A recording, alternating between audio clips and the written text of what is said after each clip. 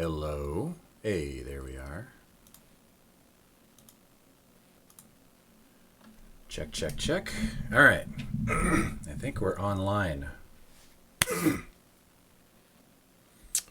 Awesome.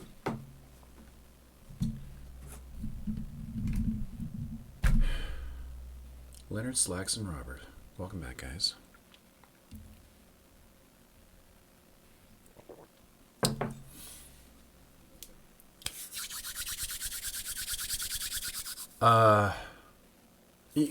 I'm glad you guys are here. So I got an email notification this morning from Twitch that said I got a payout. It only took a year.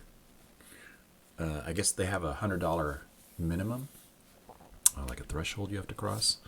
And I've been streaming for a while. And anyway, I saw the email this morning and said, hey, you got a payout. I'm like, what? No, that can't be right. That's a mistake. But it wasn't a mistake. I just hadn't been keeping track, and after a year, I finally got across the threshold, and made $100. And it's down to you guys. Thank you very much. It's not a lot. I'm not rich, right? But I am taking my wife out tonight. We're going to go and do something fun. So, cheers and thank you.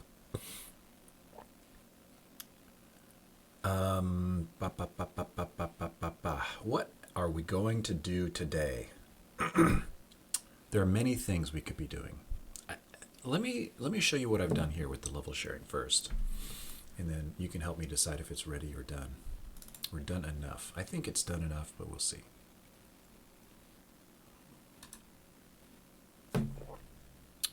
So I've got a file dialog here.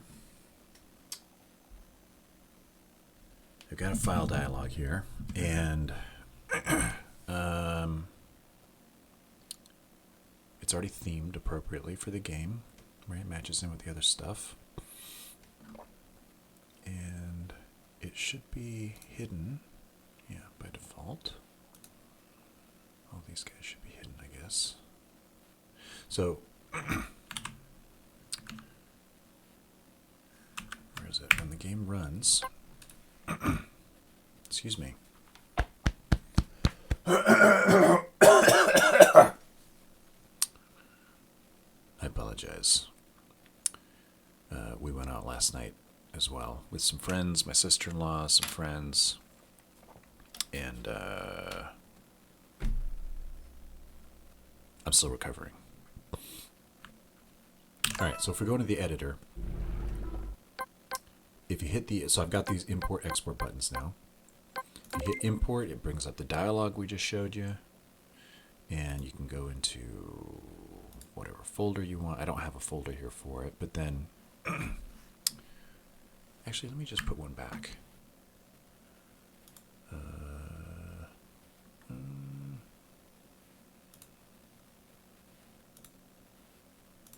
It must be in here. There it is. All right, so in my downloads folder, there's this test. And there it is. So when you, well, it did it faster than I wanted. But so you go into your download folder or wherever, and you'll have your campaign that you got from somewhere on the internet. It looks for these .gravity files. Hit open, creates the campaign. You see it created OO test -2, and that's because -1 and 00-test already existed, so it didn't overwrite them. It just creates a new one. And then when you open, you've now got it right there. So here's this. Here's the original. Here's the first one I imported. Here's the second time I imported it. And you open it up. You've got all the levels. And then once you've got one of these open, you can export it. And it exports it by default here. Shows you where it exported it to. And it opens that folder so you can see the file. And then you can do whatever you want with it. And this file is just the text file format. I did experiment with a bit of the resource loader, resource saver, and those work pretty good actually. I think one of you, I can't remember which one. I think it was Judd actually, may have had the idea of doing a just having each of these be config files, and kind of creating an Uber config file that has these sections. I'm pointing to it with my finger. That has these sections, like this section, and this section here, all be just parameters of that other config file.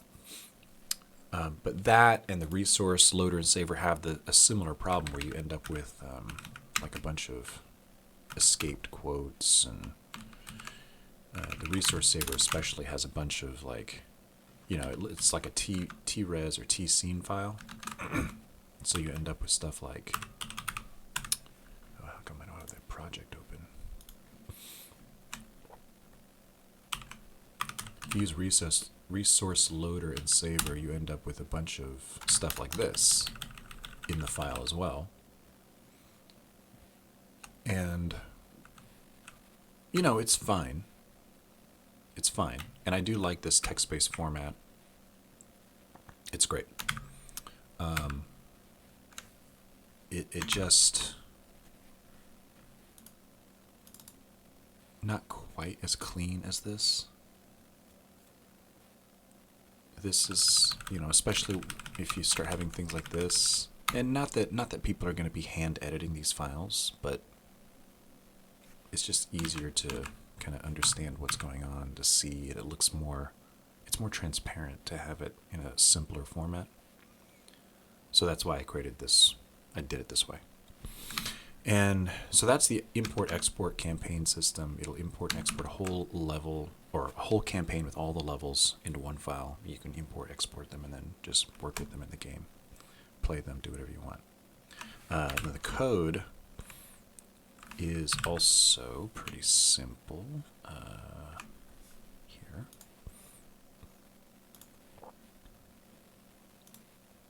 Oops. So the export is, 410 to 440 is 30 lines. Just writes out the data, write out the metadata, write out the level data. And then the importer, does the opposite. It reads the file line by line, gets the campaign name, creates the folder, right? And this is where it does that loop to see if the folder it's trying to create already exists, and if it does, it just adds a number to it and tries again. Hey, Cherub Chase, thanks for the follow. So it checks if the directory already exists by just looping, and it says if the directory exists, then add this number to it and increment the counter, and then just try it again. And it just keeps trying that until it finds a directory that doesn't exist, and then it breaks out, creates that directory, right? And I'm doing checks along the way to make sure that things succeed or whatever. Reads that separator line, which is, let me open that file up. Right, so it reads this, looking at that separator line. So it creates that folder, reads the separator line, and then it reads the metadata, just goes line by line. So until it finds another separator, which is this one, it just reads each of these lines and adds them to the meta string, and then it writes that meta back out to this folder, right, or this file in the campaign folder, which we know we created up here. And then it does a similar thing where it's reading each level. So for each level, it reads the first line, gets the level file name, reads all the data until it hits another one of these. There it is. And it saves all that out into the campaign folder again with the level. Pretty simple. The imports are always usually a little bit harder to do than the exports. You have to create stuff instead of just saving out what you've already created. In this case, you have to import and then parse it and create stuff. So it's like an extra thing. But even this is 512 to, what was it, 447, so like 60 lines instead of 30 lines. I mean, all in, under 100 lines of code for the importer-exporter, pretty good. It runs almost instantly. It's like too fast. It runs so fast, you're like, did it really work? But it does. It works great. And then the editor is where I've got all the code for doing things like, let me see. So if you press the import button, right, it opens the toolbar, sets the directory, sets the filter for star.gravity files, opens the pop-up, and then when you select a file, if it returns the campaign ID, then it knows it succeeded, so it tells you it succeeded, tells you the name it put it, the folder it put it in, or it tells you it failed. I don't have any detailed error messages because, I mean, frankly, I don't expect it to fail. If you export and import, it should always work. It should always work. Everything should always work all the time. So the errors are a weird case that should almost never happen. So I didn't put any detail into the error message. It just says it didn't work. And then export, similar thing. Does the export, and then success or failure. And again, it should almost always succeed. So no detailed error messages, just a sad face. Very sad face. Cherub Chase, +1 for Ubuntu. Yeah. I've been using Ubuntu for years. I think since, I want to say 2006. Maybe 604 was my first one.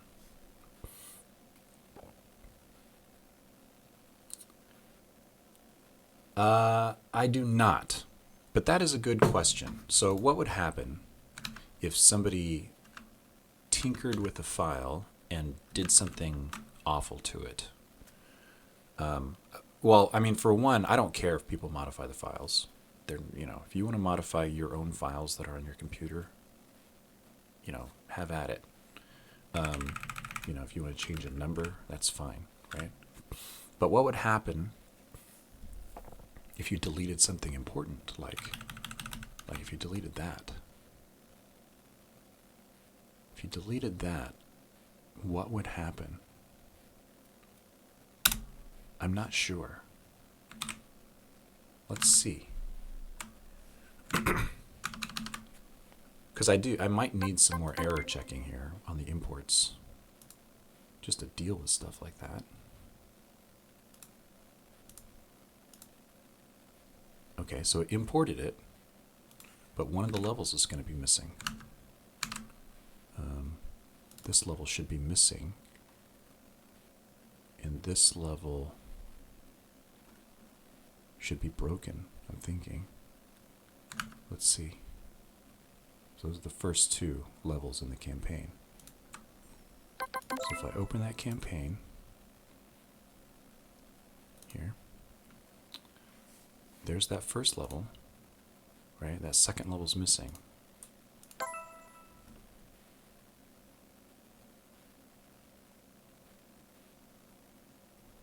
Looks okay. Looks okay, actually. It just did something unexpected, because there's already a lot of kind of defensive code in the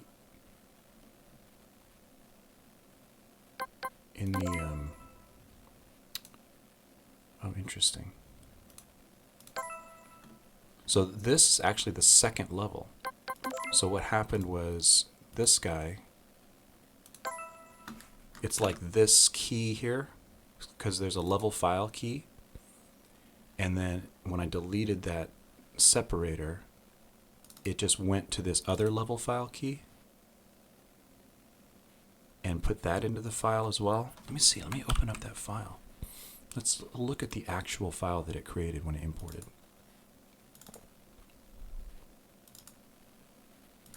So there's the first level file.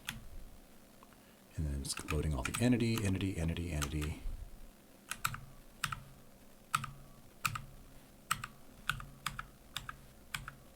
Oh, interesting.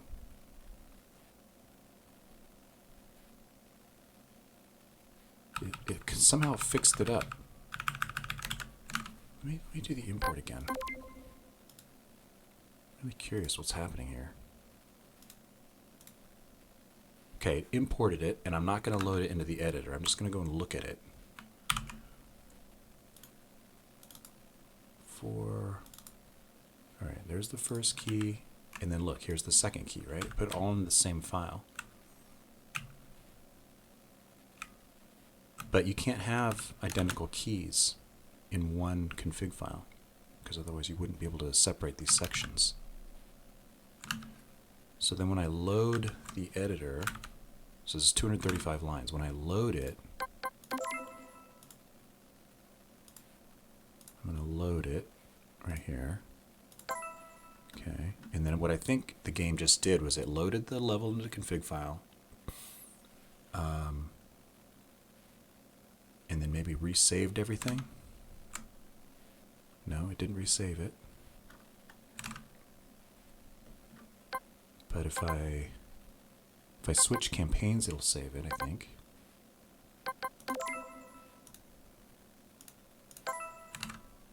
Yeah, see there, it did. So when I switched campaigns, it resaved its data.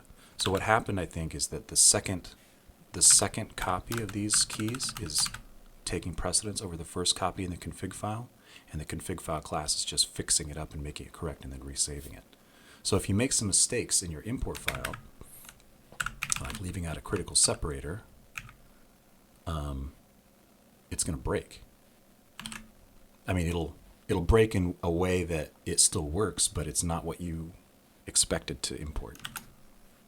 Let's see, if I remove the level name, what happens?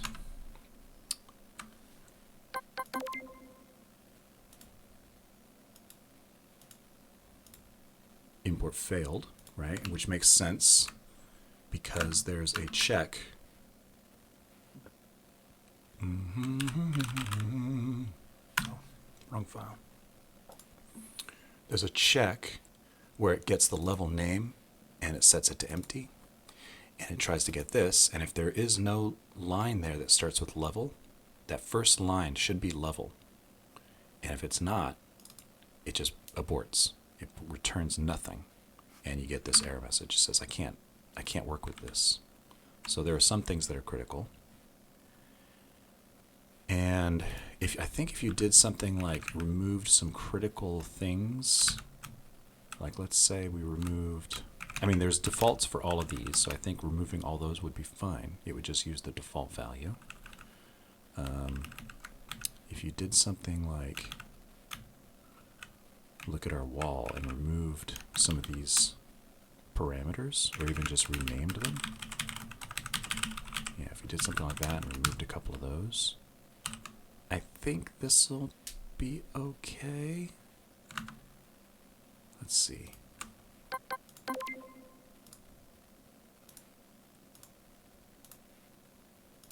And then we try to open that.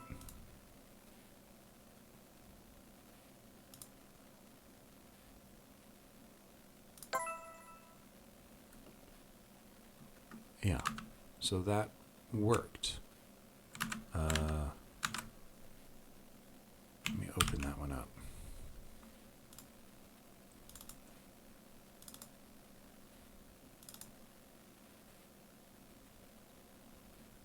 So that was this wall. Oh, and look, it's still there.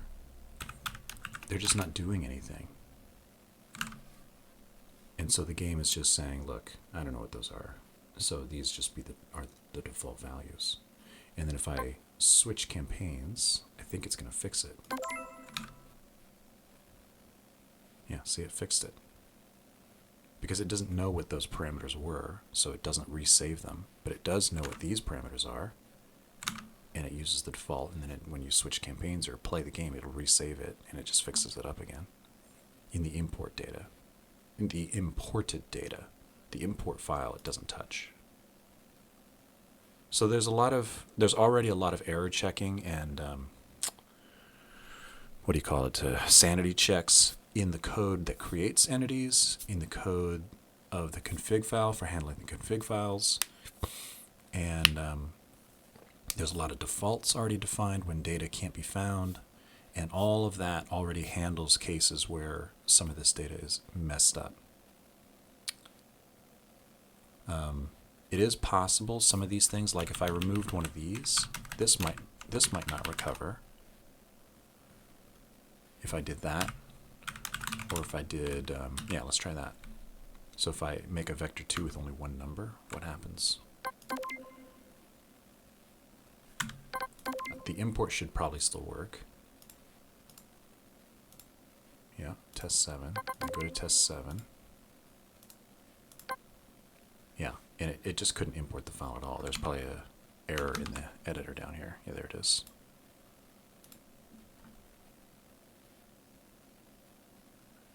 No, these are old errors. But it can't work with this. It doesn't know what to do. But it doesn't crash the game. It just didn't work right. And at some point, somebody will go, look, you screwed up your import file. Don't do that. So yeah, there are ways to self-inflict damage on yourself, I guess, but it's okay. The game kind of handles it gracefully. Yeah, I'm fine with that. Ah, boy, I've been yammering on. Let me check the chat real quick. All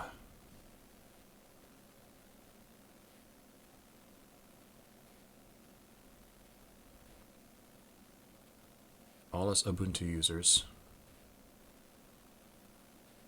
Lots of error checking. Yep. Might be worth checking the remote scene tree too to see what happens. Better question. Could people crash the game by editing the files manually? I think it's possible they could crash the game by editing the files manually.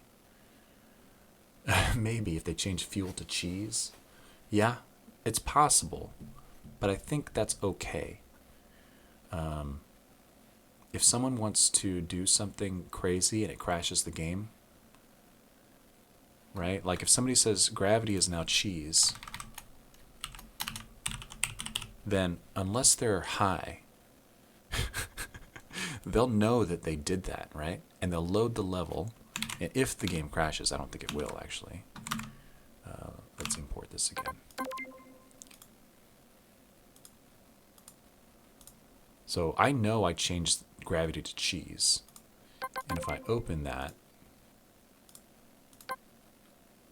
and it breaks, like in this case, nothing happened, right? Because I think I still have that vector problem. Yeah. Let's change this, try that again.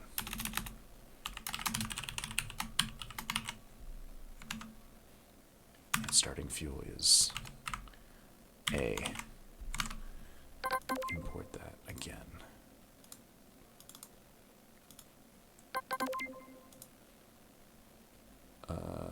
Was it this one? I think it was. Yeah, it's just not working. And suppose it did crash the game. I know I just changed this to cheese, and then it crashed the game. I know whose fault that is. That's my fault for putting in cheese. And maybe I'll laugh and go, oh, silly me, cheese doesn't work. Cheese isn't a type of gravity. So I think it's okay. If people want to crash their game by typing in weird stuff, I'm fine. I'm fine with that. Have fun. Whatever floats your boat, man. Yeah, config file has some nice error checking. 5shot97, can I ask you a few noob questions? Certainly you can. You may ask anything you like. In fact, getting a little meta. Some people say asking if you can ask a question is a noob question.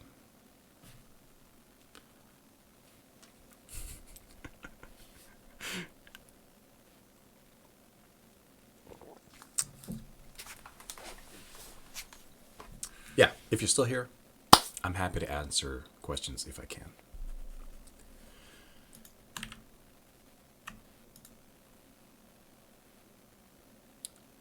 Are there two different paradigms? I would say there are many different paradigms for programming in general, and I don't think game programming is really any different than other programming. I mean, it is. It's different. Um, but but you can use lots of different ways to write programs. I mean, their games are basically just it's a thing, it's a software thing that takes user input, usually, not always, and then produces some output.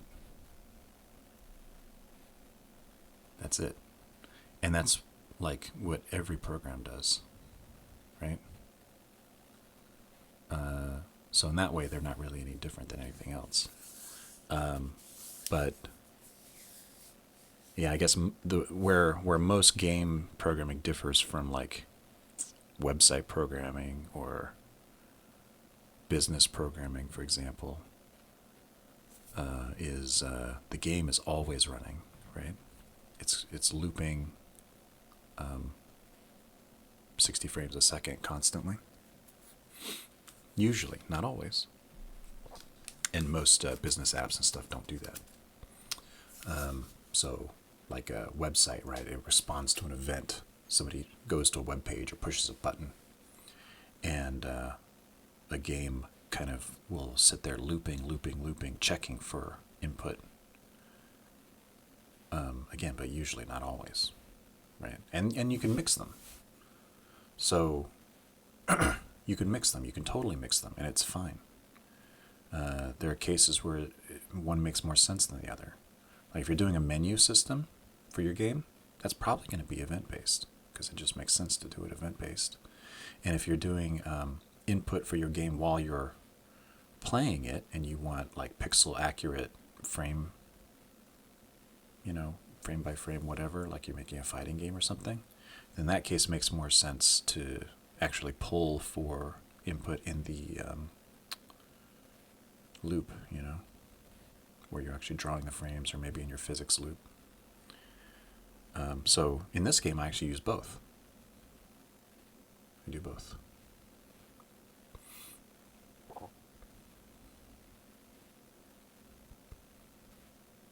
Are you building your game from scratch? Are you not using an engine at all? Is that why you're asking? And you don't know which event loop type to use? Oh, you're using Pygame. Okay. A wild true loop and nothing else. No delta time. I've never used Pygame, but I guess you have to implement your own main game loop. Working on a Space Invaders type game. Yeah, I've never used Pygame before, so I don't know how that works.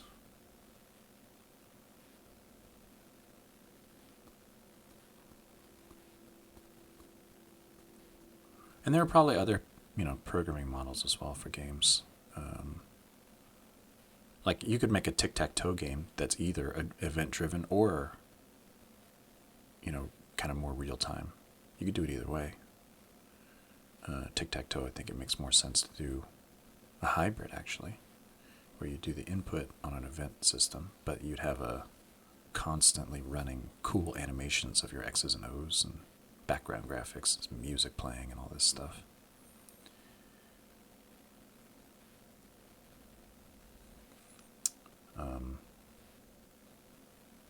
I don't know if ECS counts as a programming paradigm in the way we're talking about it,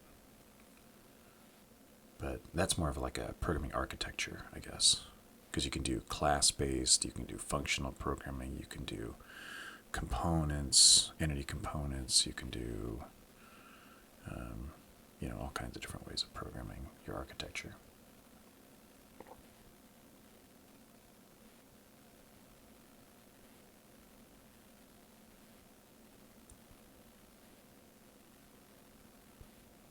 Yeah, Leonard's right.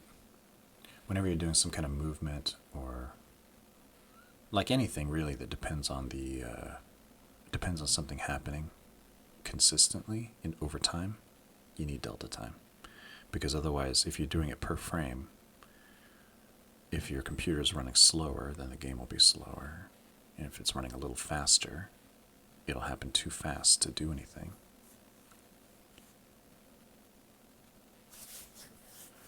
And different people's computers will all run at different speeds. So you need delta time and express your movement in things like units per second or pixels per second instead of per frame. Unless you can lock your frame times, which is reasonable to do actually. I know people have done that, and you can, like first for some games you can reliably, lock your frame count to like 30 frames per second, and it'll always run at 30 frames per second no matter what computer it's on because of the way the game is. Then yeah. I don't know. I can't think of a good reason to do it that way though, if you don't have to.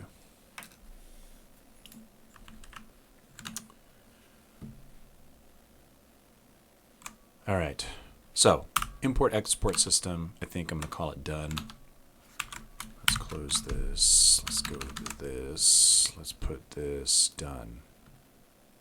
We just did the review, and now it's done. My peer review is complete. All right, let's fix a bug.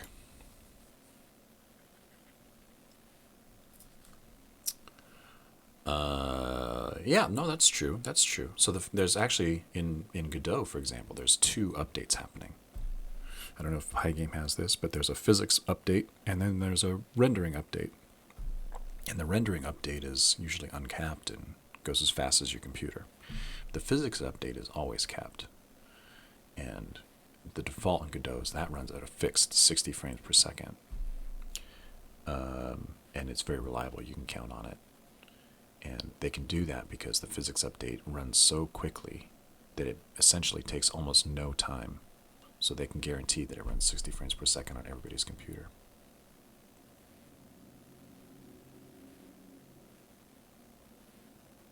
Yep. Oh, hey, Wolfman. Thanks for the follow, buddy. And welcome. Welcome. Pretty beefy gaming laptop, so you don't worry much about frames. You want beta testers. Oh yeah, get those beta testers. Hey, thanks 5shot. Get those beta testers. The sooner you can get people testing your game, the better. But, I mean, beware. It is a frustrating and anxiety-inducing experience. It's horrible. For me, it can be horrible. Watching somebody play your game and then break it or not get what's happening or instantly do something unexpected that just thinking about it makes me, yeah, it's terrible. Putting yourself out there for criticism is one of the bravest, hardest things you can do. Typing space and campaign. Okay, so I keep running into this problem where I have the object chooser. What do I call it? Object dialog. Right? It does this. It does this. Like, I have to put in these. So this is active. This loop, unhandled input, is active all the time.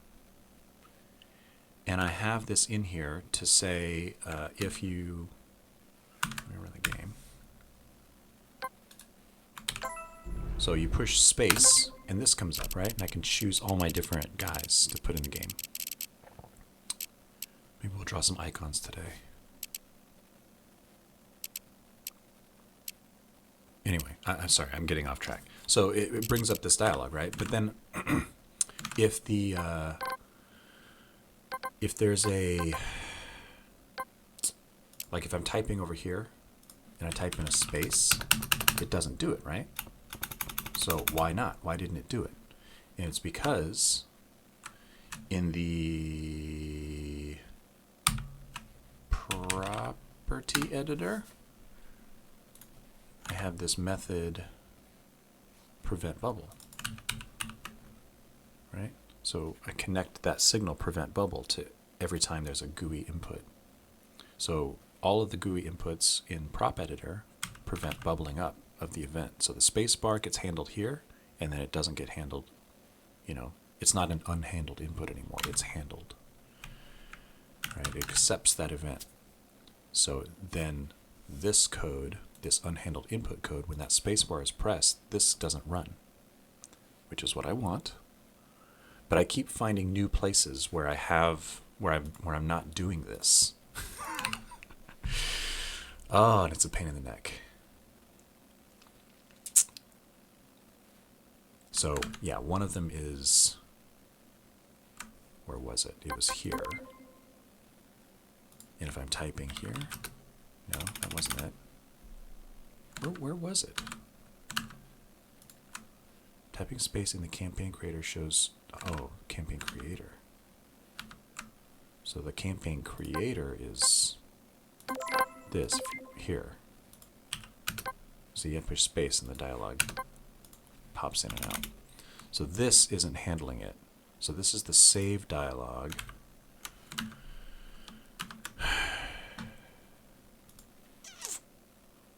It's this. And this needs a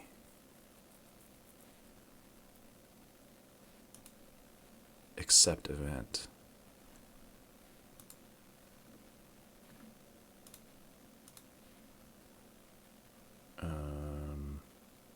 Oh, it's its own component. Okay, so I made a control for this. Cool. And it's got a script, and it's got a campaign. There it is. It's got that, and it's got that. Okay. And what was the pattern I used in this other thing? I accepted the event on GUI input. Okay.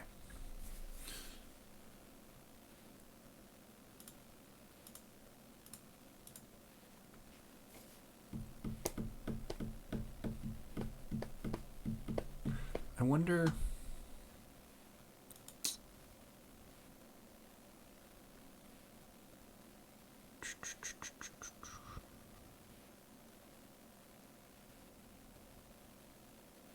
Property deprecated.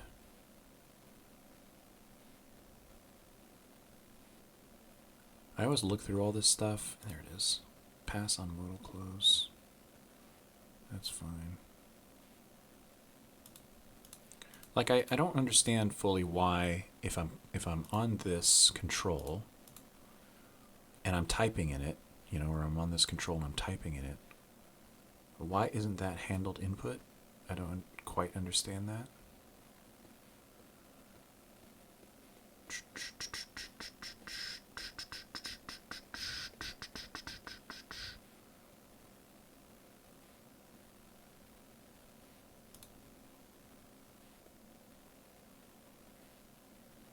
I could. GUI has modal stack? GUI has modal stack. I can always depend on you guys to teach me some new thing that I've never heard of before.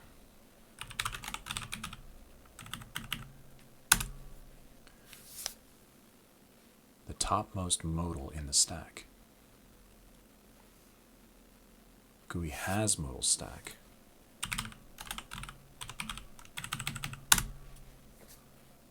If there are visible modals on screen.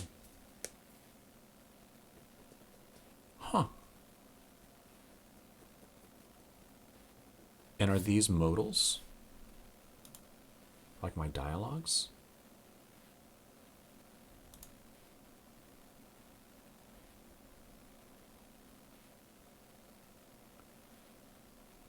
All right.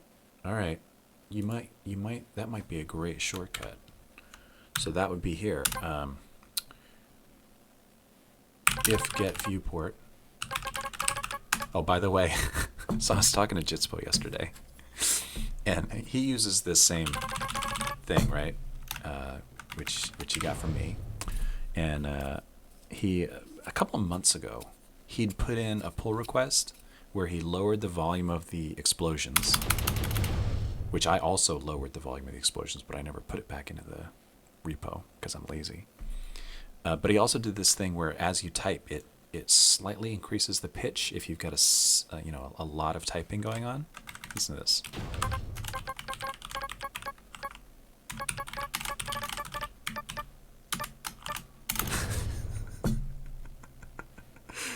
And I love it. And he it just tickles me. And he'd given me that pull request months and months ago, and I thought, oh, that's cute, and I put it in, right? I accepted the pull request and put it in the repo. But then I never actually used it, and I forgot about it. I never actually used it. I didn't put it into the downloadable. I didn't put it back into the asset lib because I'm lazy and dumb. But I was talking to him yesterday, and he was typing, and it was doing that, and I'm like, oh yeah, I remember that. And so then I went back and updated the plugin. I updated the GitHub repo. So hopefully this has the newest version. I don't know. It will soon. You have to I don't think this does. This is still the older version. The newer version only has one YouTube video. I don't know why that's broken.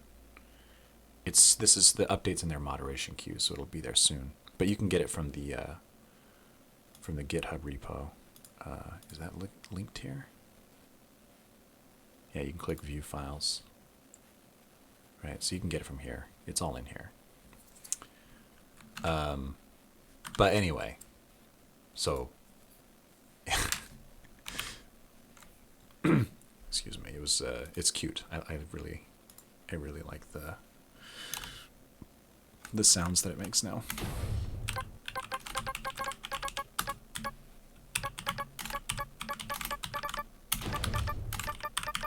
It makes me want to not stop typing. So this would just be return, right? If there's a modal showing, just stop. Don't handle any of this input. Which I think is correct.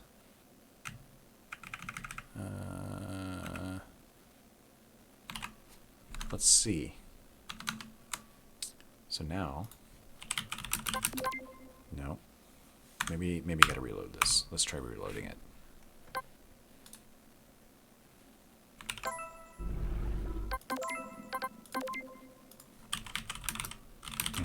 It works.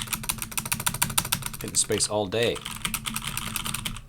And it's also ignoring my exit the editor and other stuff because that's all handled in here as well.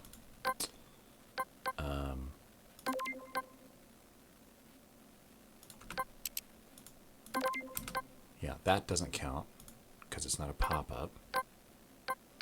This would count, even though I've already handled that in a different way. That's good. Yeah, okay. Oh. Export failed because there's no campaign here. I should dim this button or something. Yeah, I should disable that button if you can't use it. Or show a message that says there's nothing to export. Yeah. But that seems to work okay. Let's see, if I go into dialogue, it's not popping up here.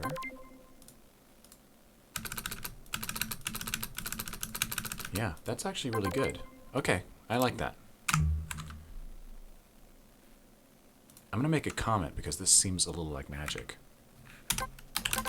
If a modal dialogue is showing, then don't do any of this stuff.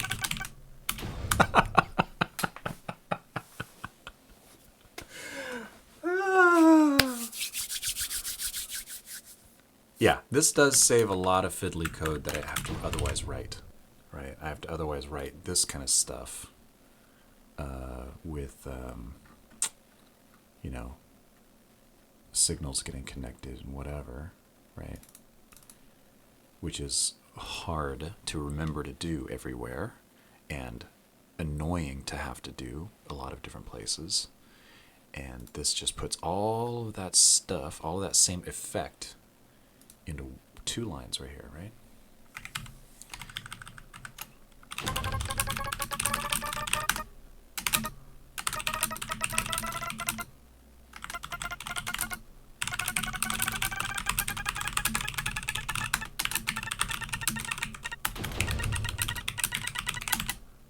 I made this comment longer than it needed to be just because I like hearing the sound go beep.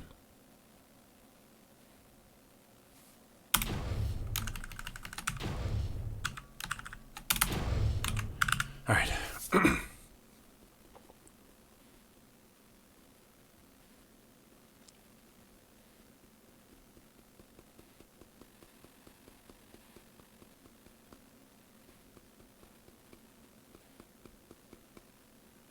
Yeah, I like that. All right. Commit. Commito. BAP. I think this is just hiding. Yeah. BAP.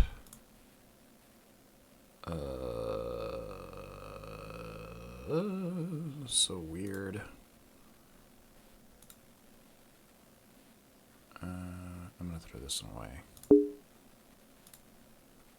And what was this? Ah, okay.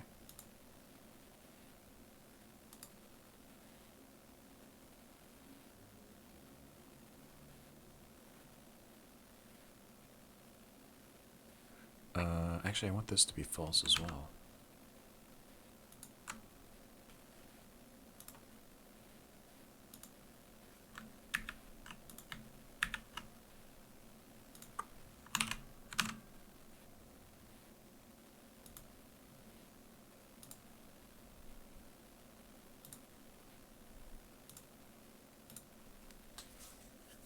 Yeah, there we go. So it's visible false. Visible false. I don't know why this one it's writing in and this one it's not. Whatever, it's fine.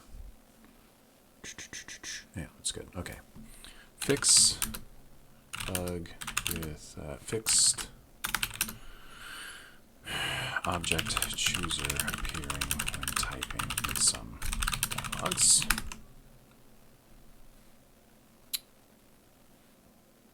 Pabam. And to done. All right. Look how short this list is getting. Hey, Pacho. I don't know how to say your name. I apologize. I'm gonna take a stab. Pachoncito.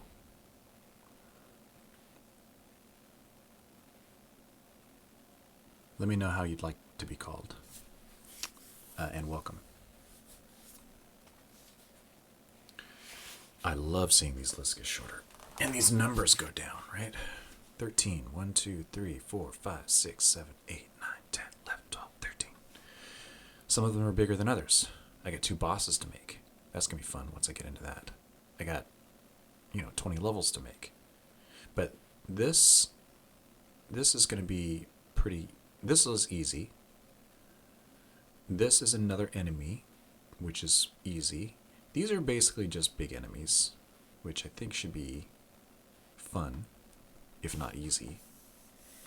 And then I just want to go through everything and just do another art pass on everything. Just make sure I'm happy with all the art. Do a new small listing logo.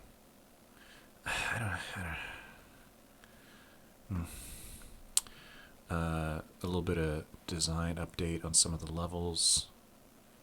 Finishing these guys, right? So it's all asset work I need to do, which is fun. And I can see the end. And then there's this marketing stuff. speaking of which, we might want to go in. Maybe we'll do it today.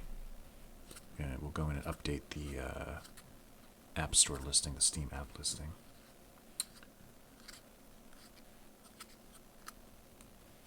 Yeah, I think we're going to do that.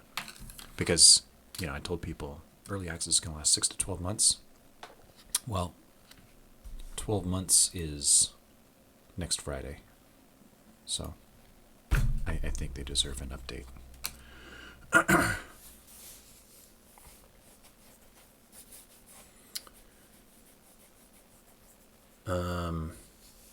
Yeah, I've actually been putting that off because it bums me out.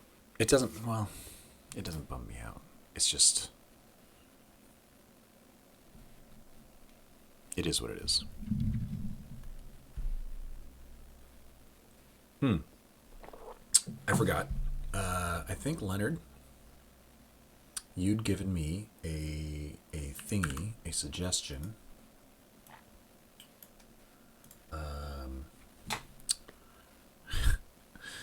A reward request. You redeemed your points for naming an astronaut and asked me, have you named an astronaut after yourself yet? And I appreciate that. I don't think I have.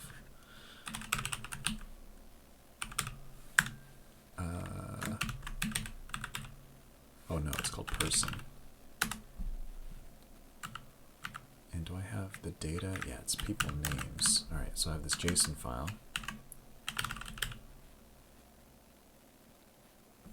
There it is. I have all the titles. Do I have programmer in here? I don't. I should add programmer.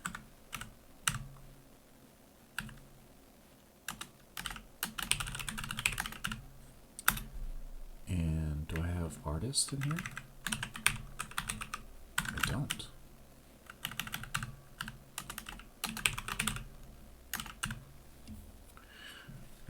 Do I have poet Lori? All right, now we're getting silly. All right. Is my name in there? Oh, my name is in there. It's probably not my name, though. So there it is. There's two of them. This one is me. This one is a famous Watson who is not me. Right? Like Turing is in here.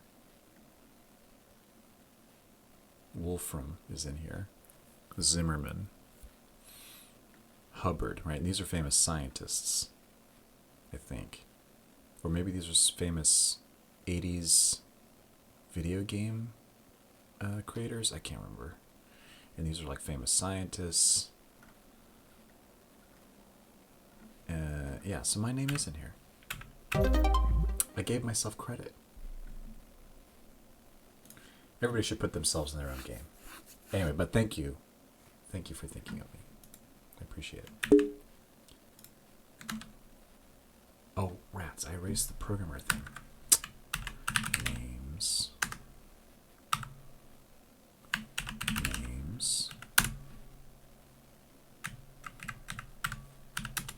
Programmer. Artist. Right? We don't want just boring people on these outpost stations. Marines and lieutenants and medics and chefs. There's programmers. There's artists.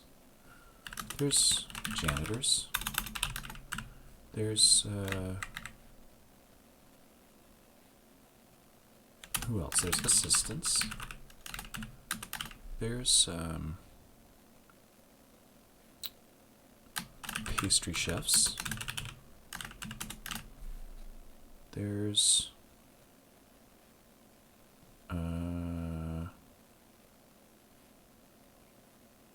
who else would be on a space outpost? Gardeners. Oh yeah, barista. Sure.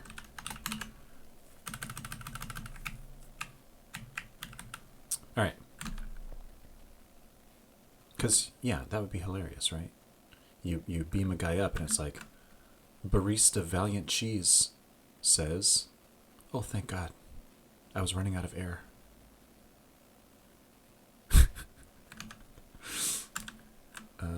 Do I have the things that they say in here?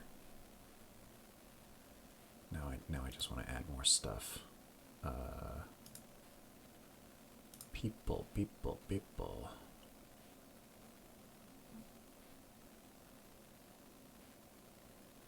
Add their names. Where's the things they say? Catchphrases. Oh, maybe it's in here. It is. It's in this name data. So all the catchphrases are in here as well. There we go. All right.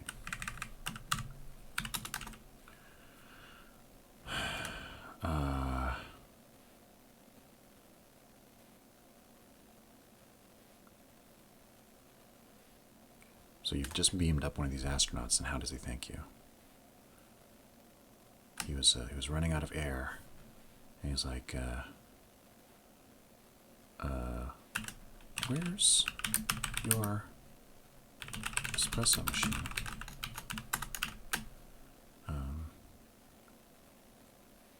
Can I get a sandwich?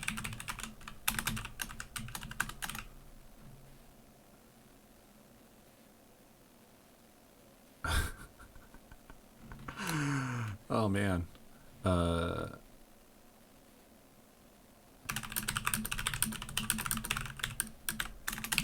You got here just in time. I was running out of premium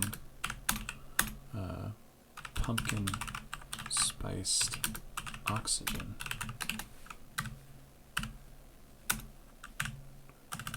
All right.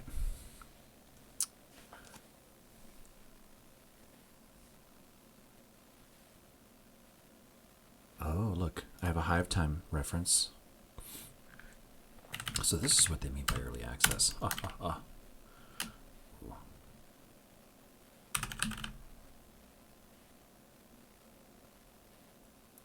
These are turning into ads.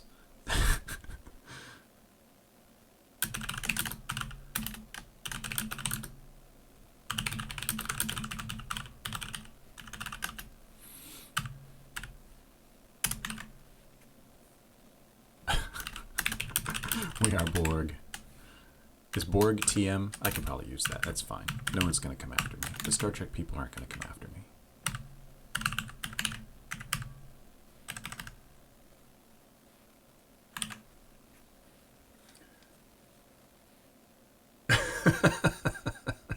Mr. Box Monkey. The catchphrases are silly. Sticking around to see the context. Well, okay, I'll show you the context. Here's the game. Let me show you the trailer. If you're new and you haven't seen the game before, let me show you the trailer and then I'll give you some more context. It's 30 seconds. Here we go.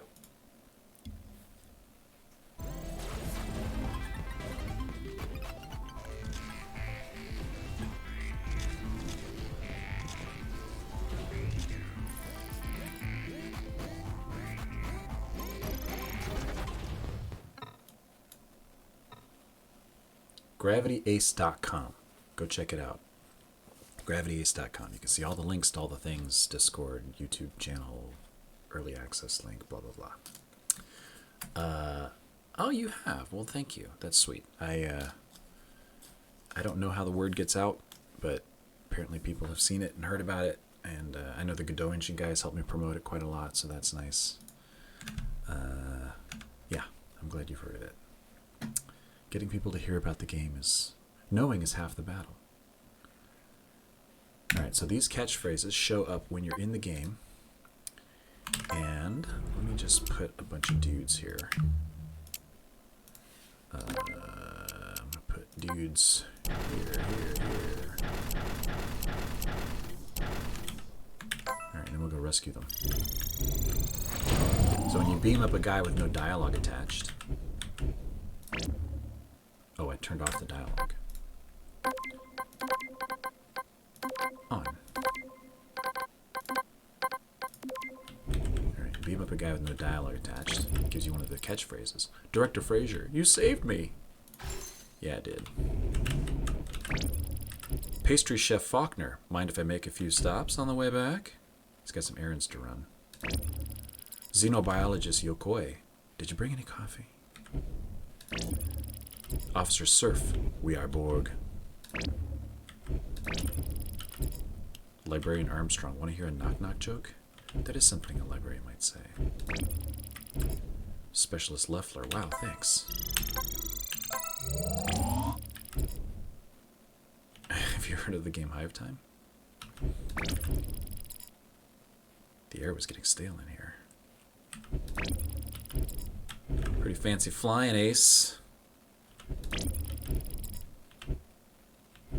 Right? So you get the idea. But you know, you can also add dialogue that's specific. So I can connect this guy here, and I can say, and let's add another one actually. This will be fun. So this one is. So this one's signal destroyed. So when he dies, it calls this dialogue. And if he's rescued, he's embarked, he's been beamed up, it'll call this dialogue. And then this dialogue can be, let's see, it'll be the astronaut talking. Great job. Now go get that reactor core. And then this one can be,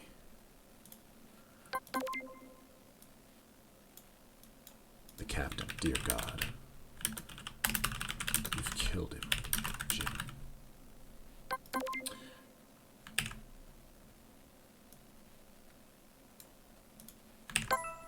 So I can beam him up. Oh yeah, appreciate the ride. But then if I kill this guy, dear God, you've killed him. So the dynamic dialogue only happens when there's no dialogue already attached.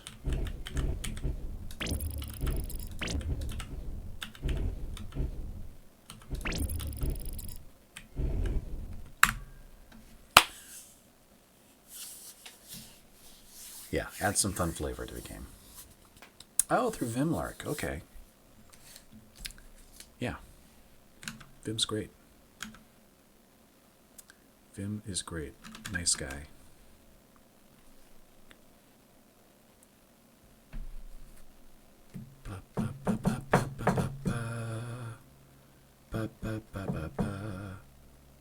Yeah, with the dialogue editor, you can do a lot. You can do a lot. The playtest group I've had, though, maybe they skew a certain way, but they don't like reading. I think that's pretty normal in video games. People kind of will skip through stuff, you know.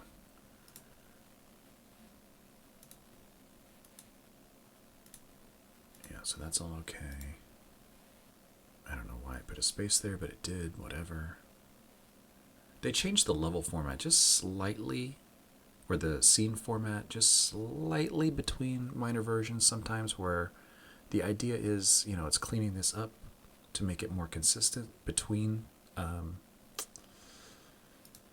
commits, you know.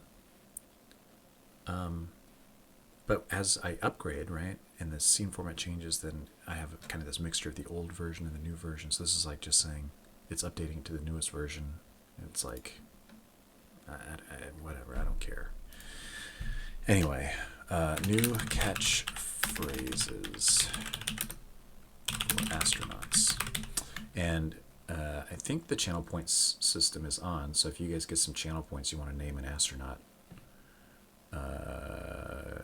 yeah, go for it. We'll name an astronaut together.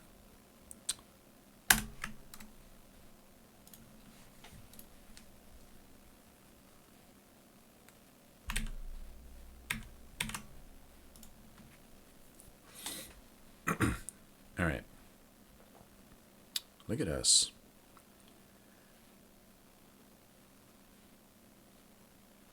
Fixed a bug. Add some new catchphrases.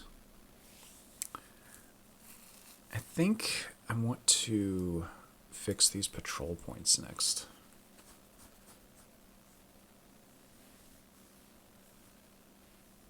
The captain person had the title of medic.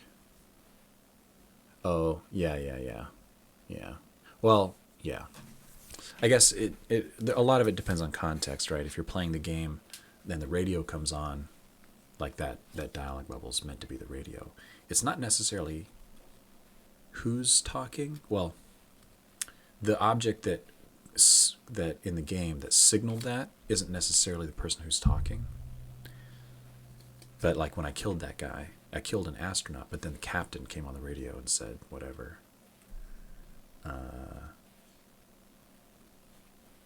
Anyway, I get what you're saying.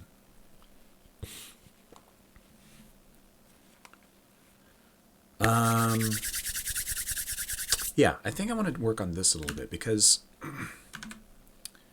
I was looking at this and I had it in review, right? I did have it in review. It was down here, right? In my review column. And the purpose of my review column is when I'm working on something and I get it to a point where, these should probably be in review actually.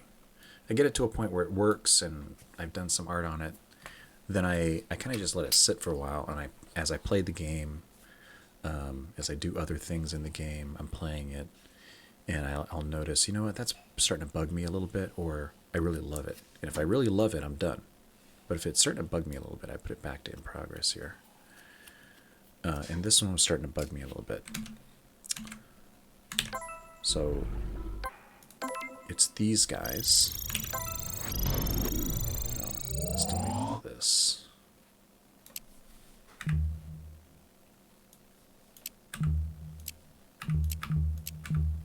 Actually, let me test something. Oh, it didn't work.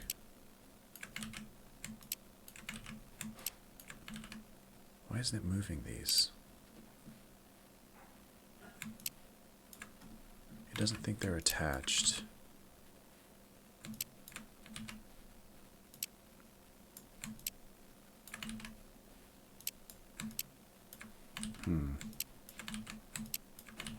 It's because the collider is not fully overlapping. Okay, so I can adjust that a little bit.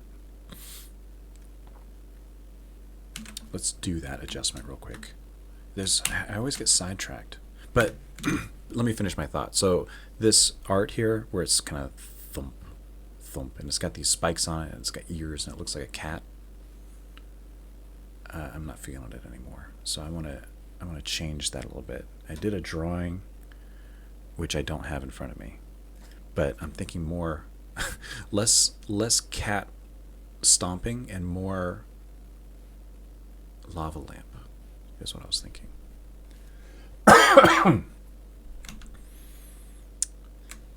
But let's fix that patrol point collision first. Yeah, so see it's perfectly there on the edge. But if I just move that collision shape down a little bit,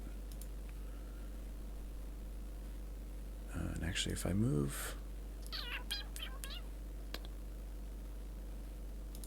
yeah, I'm gonna move that down like that.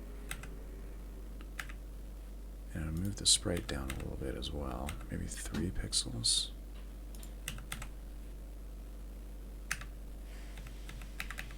Yeah, like that. So now if I go into there, okay, and I redo these guys. Bap, bap, bap, bap, bap. Now they'll move because they're overlapping it now. All right, but you see, I mean, I want to change the art here. I wanted to do something different. I wanted to make them less bitey, more passive, more backgroundy, more cohesive in the color. So let's do that.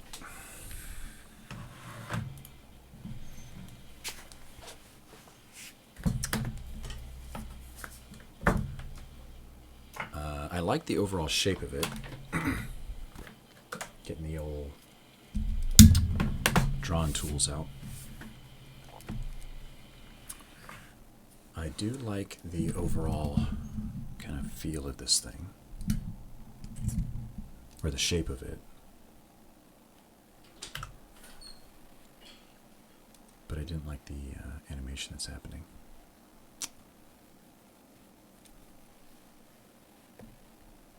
Yeah, so let's do this. And the first thing I wanted to do, I think, was give it some feet. Let's turn off this stuff. So this is just this.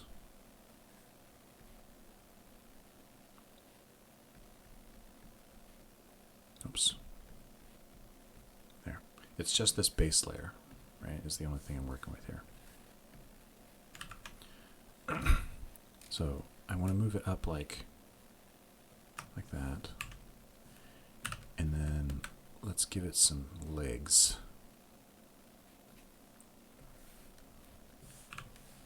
Just real kind of short, stubby things.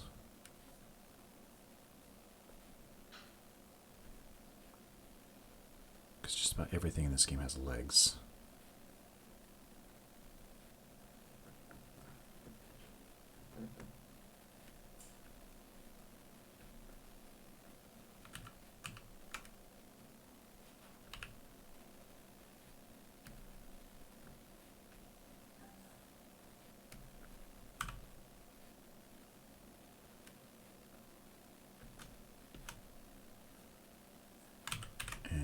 Export that and see what we're looking at here. Right.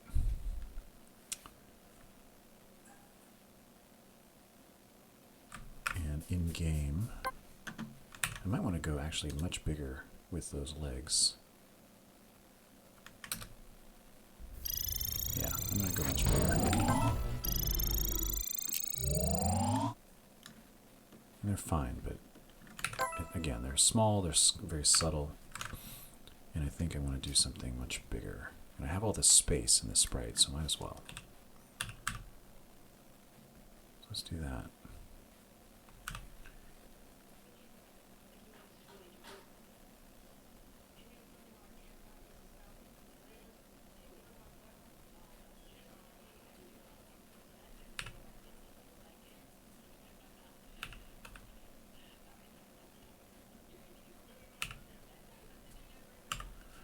And again, I apologize if I stop talking, because I can't talk and draw at the same time.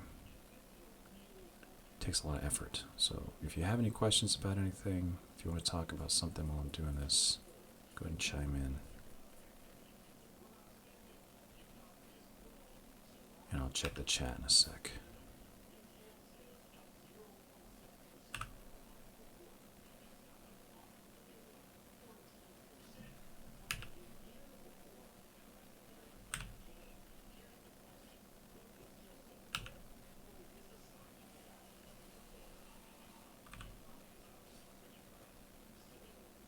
Right now I'm just trying to kind of find a cool shape.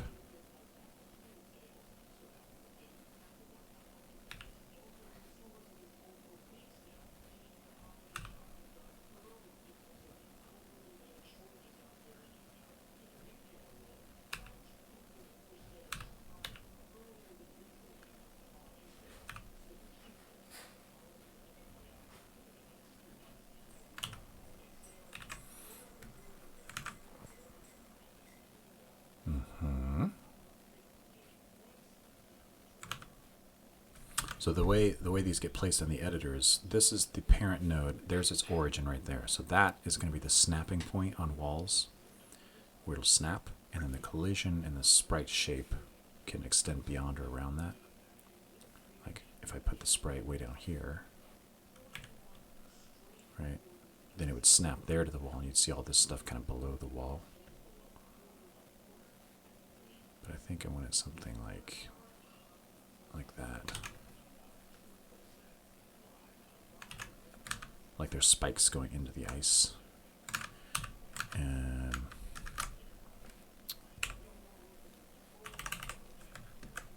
then have like little segmentations here.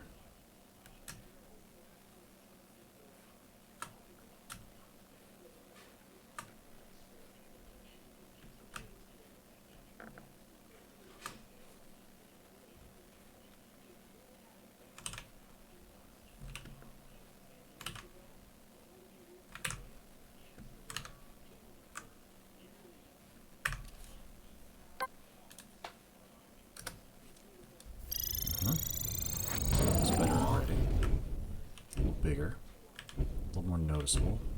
You can see them kind of in there. But I think I want to go even bigger. So let's go... let's do this. And then we'll do something like this.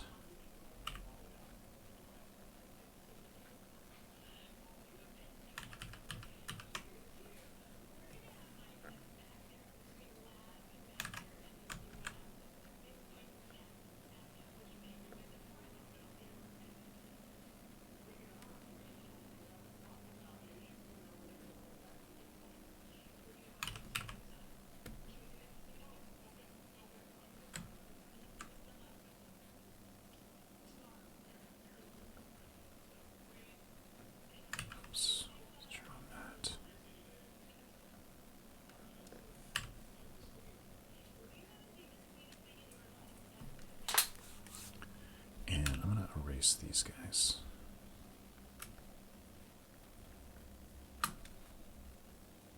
Get rid of the ears.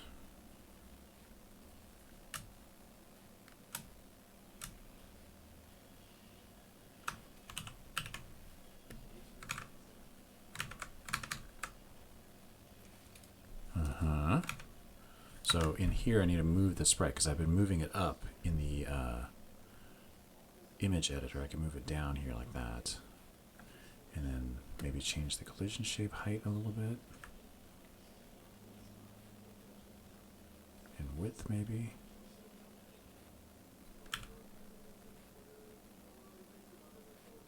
Yeah, something like that.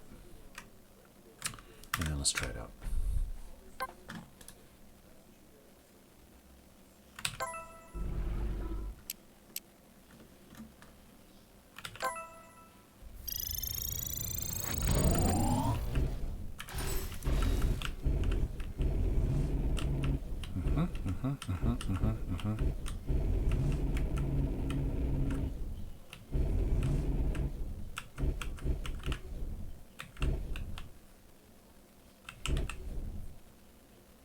So you can see it's kind of like burrowed in a little bit.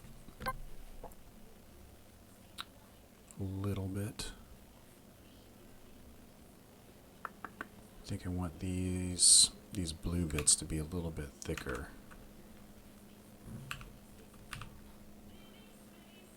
So let's do that.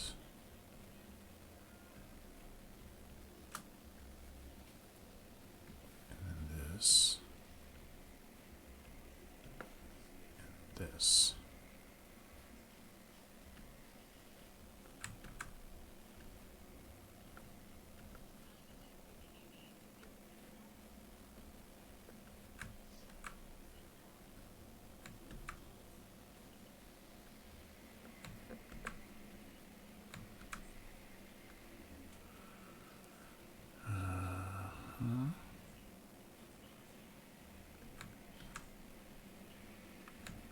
Turn this. Well, that's fine. I'll leave that on. All right. Do that. Do that. Do that. And let's do that.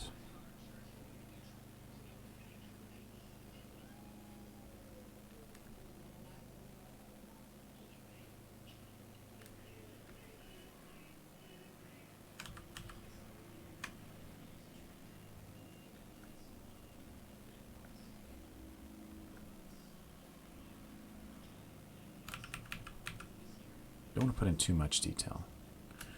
Put in too much detail, then it just gets busy, messy.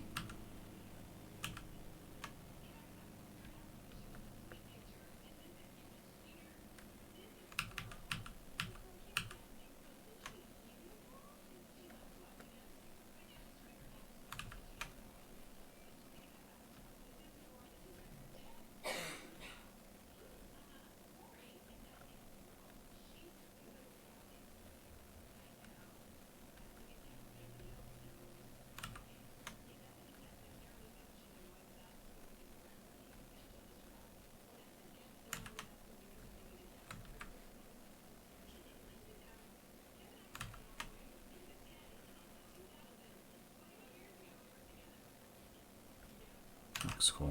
But you do need some detail. Because if you don't have any detail, then things just look boring.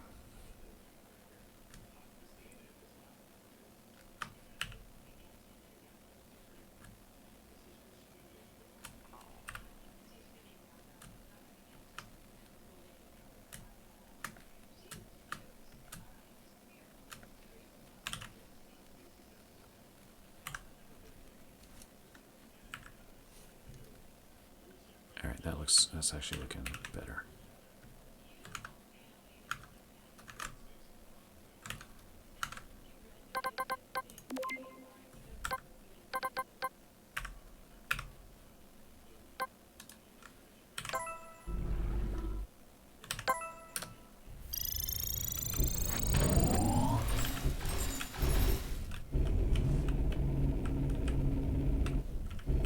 Alright.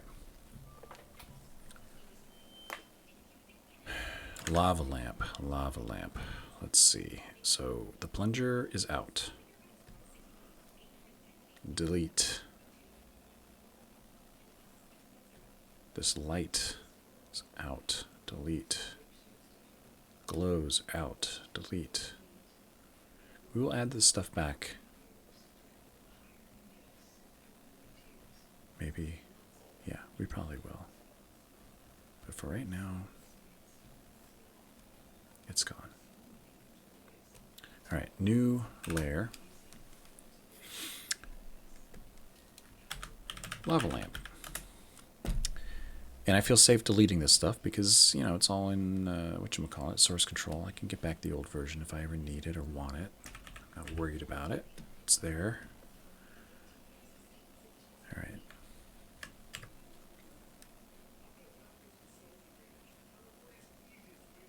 Oh, let's turn that off. All right, so lava lamp. Bop, bop, bop, bop, bop. First of all, I want it to operate in here.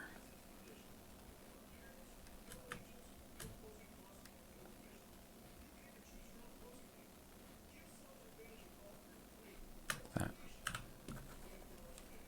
Right? Let's just try one and see how it looks. Oh, let's turn on the onion skin. I should probably look at an actual lava lamp.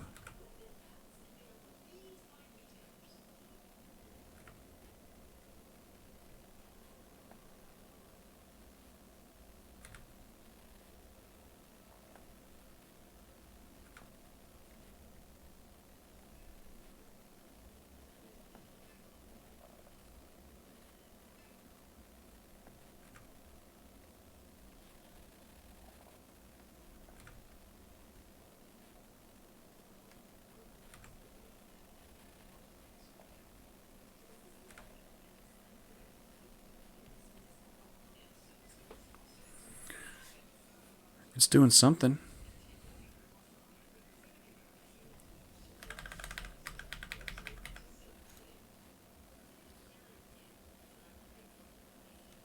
Let's do another one. Start one over here.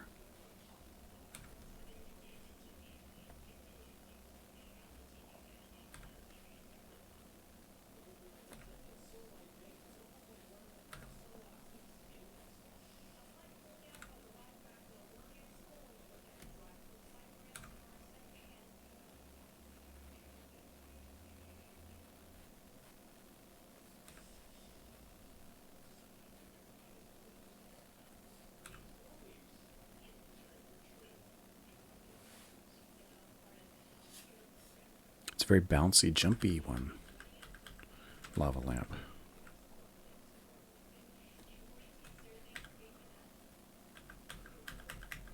Let's have another one coming up here.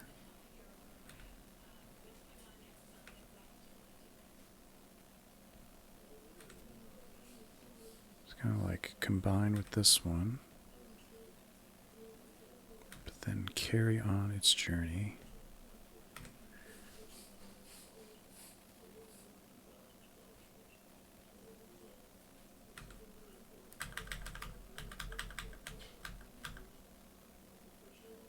And it wraps back around. This is one animation, and here's another animation, so it's going to loop here. So this red is frame 12.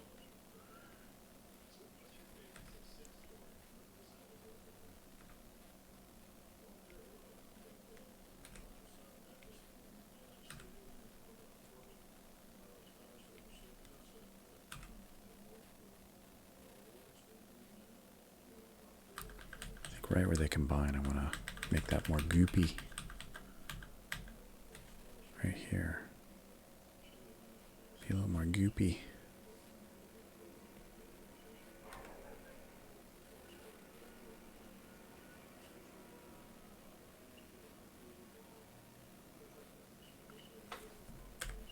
And maybe right as they separate, a little more.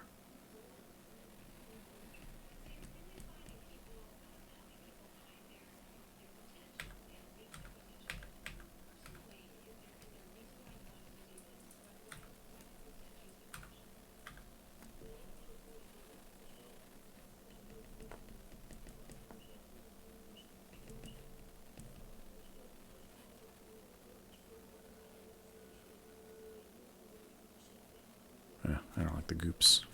I don't like the drips or the swoop. I don't know what to call those things. They need these little strands. Maybe they need to be bigger.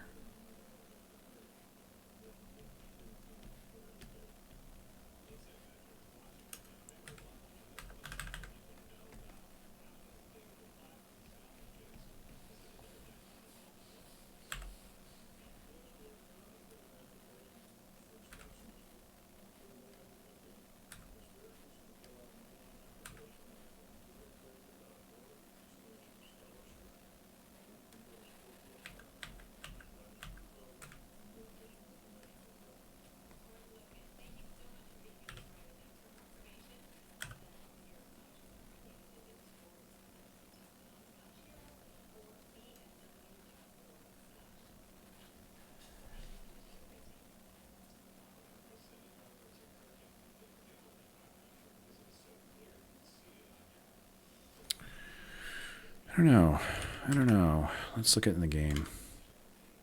See, I have these ideas. They pop into my head, and then I put them in, and I'm like, I don't know.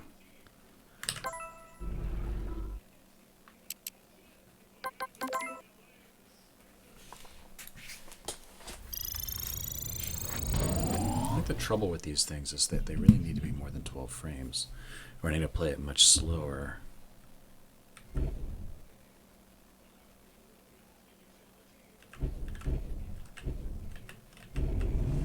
Maybe it's not a lava lamp.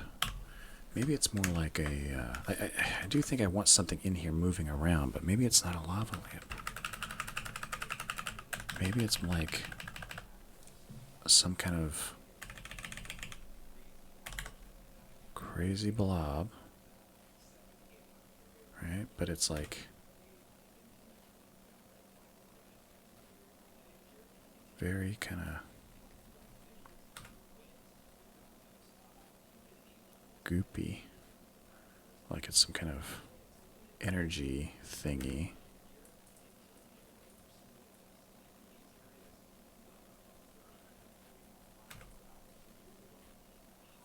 It's like some kind of weird thing that the alien technology uses that humans just can't understand.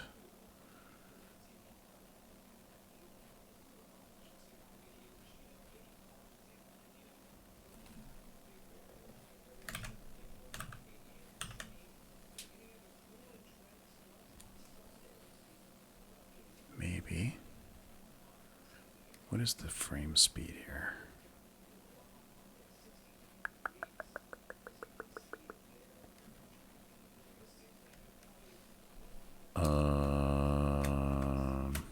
How many milliseconds? If you take 1,000 divided by 12, it should be 83. That's how fast it's playing in the game. What would happen if I played it much slower?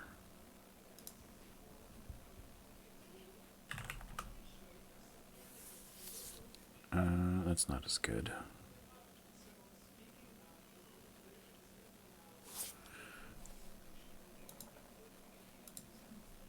83. What if I played at 166?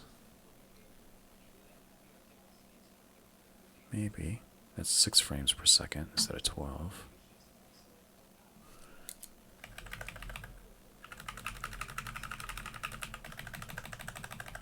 I think I'm on the right track here.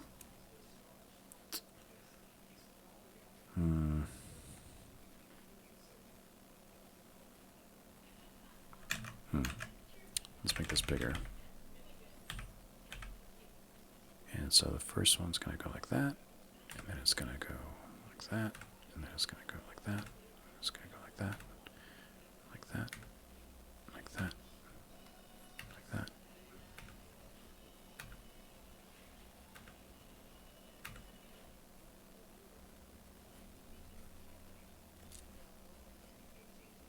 Let's go back to 83.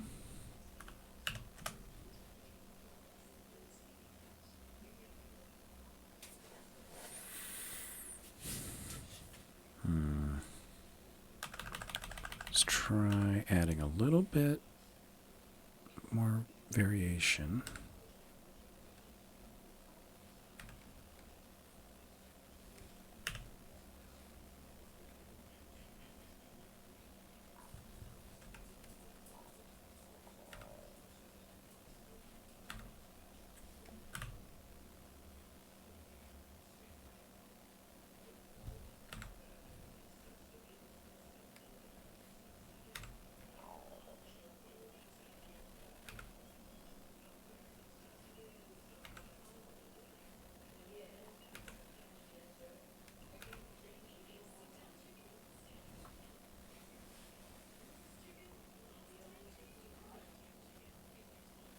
Okay, so there's a frame where it kind of does a jump.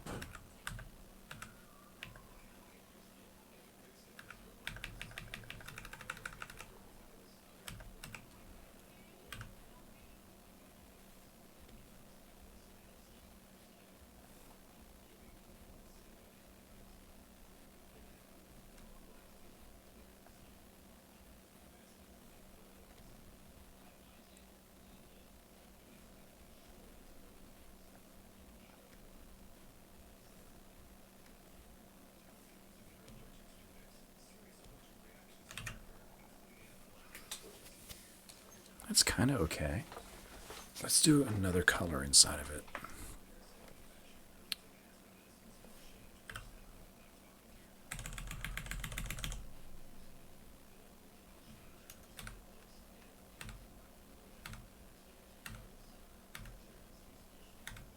It's like a egg yolk.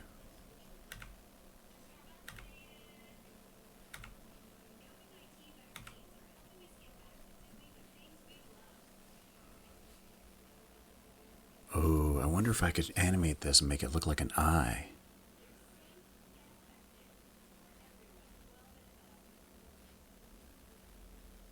I don't think so. I don't think so. But maybe.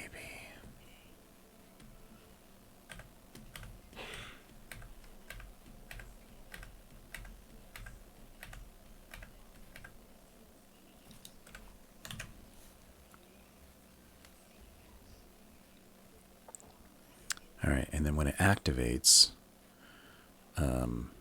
it's going to go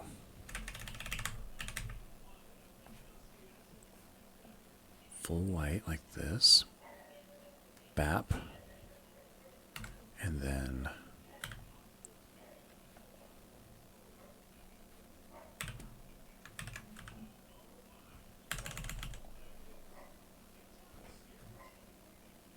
like that.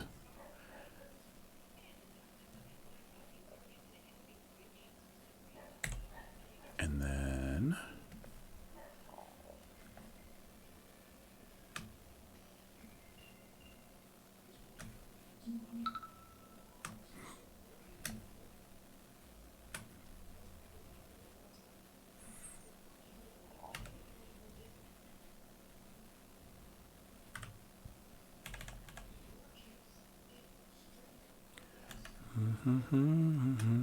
oops.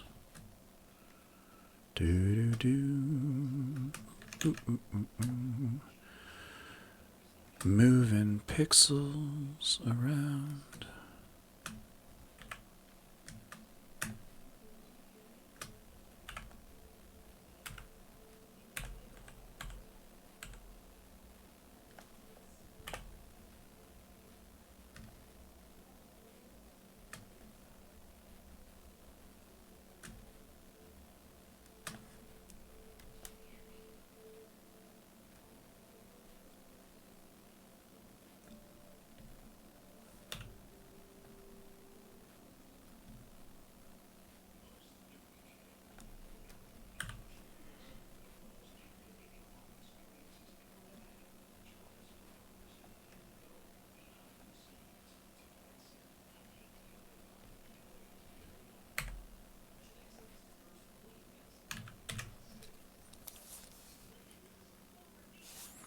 So it'll activate and do that, and then it'll go back to that. Activate and do that. Go back to that. And let's have it move a little bit as well. So this frame, maybe this frame will unlink, and we will take all of this and ka-chunk it down like that. All of this.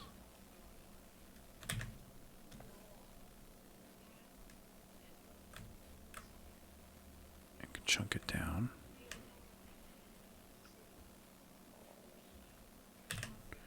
And then unlink this.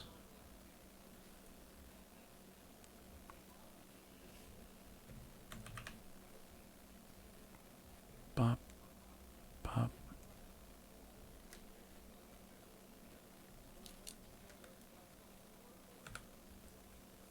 So yeah, this is still going to be ka-chunked down. Yeah. Like that.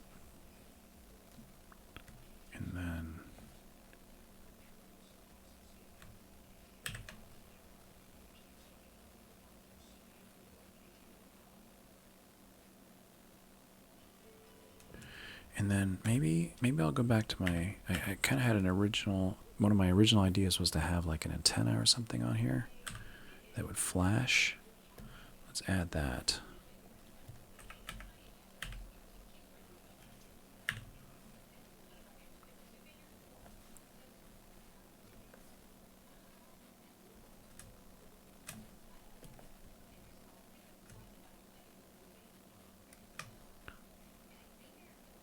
So then I'll need a new layer, and it'll flash.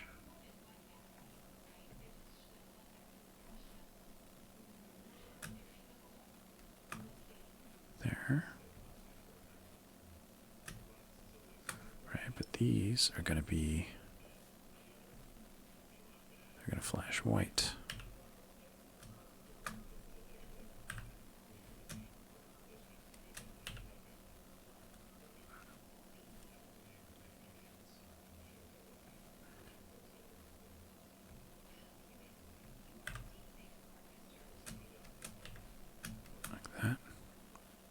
Beep, beep, beep, beep. Let's delete that. Move this. And we'll have it flash 3 times. Doot, doot, doot, doot, doot, doot, doot, doot, doot. All right, and then we'll add the glow back. So let's call this flash. And this will be glow. And to add the glow, I'm just going to create a low opacity white. And, whoops, where did my opacity go? Do that. Oh, turn that off. Do that. Do that.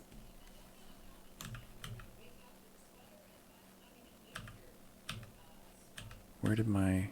Oh, I see what I did wrong. So I want to do it here.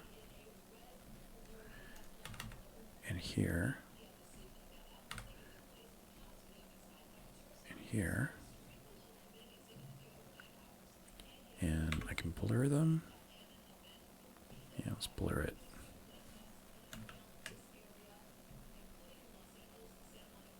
Blur it. Blur it. Blur it. Let's try it out. So because I've already got all the animations set up in here, just changing the art should automatically load in and get, it goes into effect right away. And I can create an enemy that patrols and then play it. He's not moving, of course, because it's a bug. Why are you moving?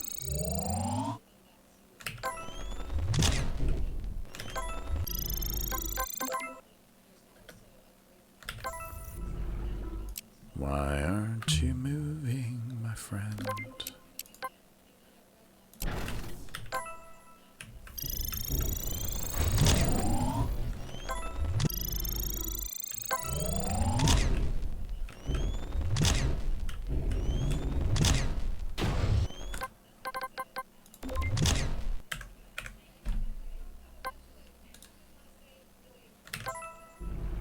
Sometimes things work on the first try, and sometimes they don't. I don't know why he's not moving. Screamlark, welcome. How's the game coming along? The game is coming along. Let me show you my board. 13 tasks remaining to launch the game.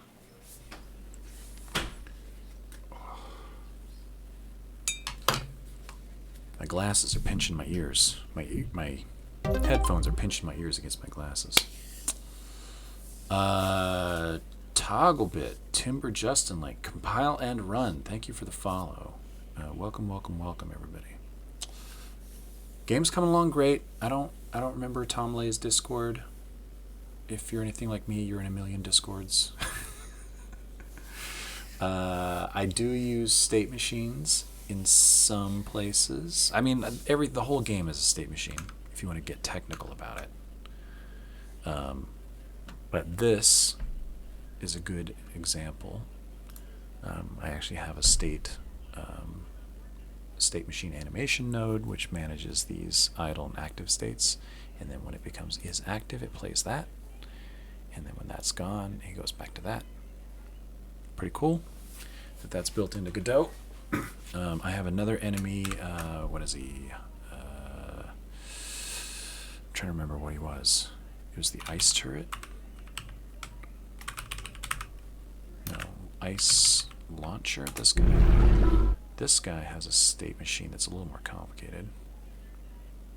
He appears, and then he reloads his water blob, and then he goes into idle. And then when he shoots, he does that, and that goes back to reload and idle again. Pretty cool, easy peasy.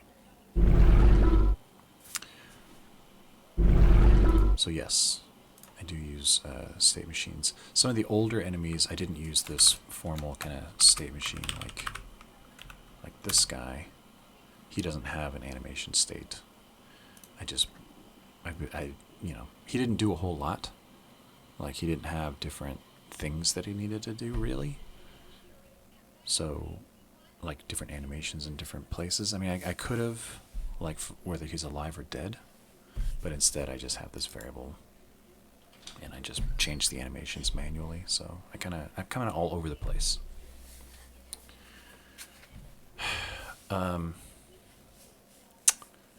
Would love to see your general approach to AI. Oh, you bought the game. Thank you very much, Timber Justin Lake. I'm proud to have you as a player. Thanks for buying it. Really, it does mean a lot.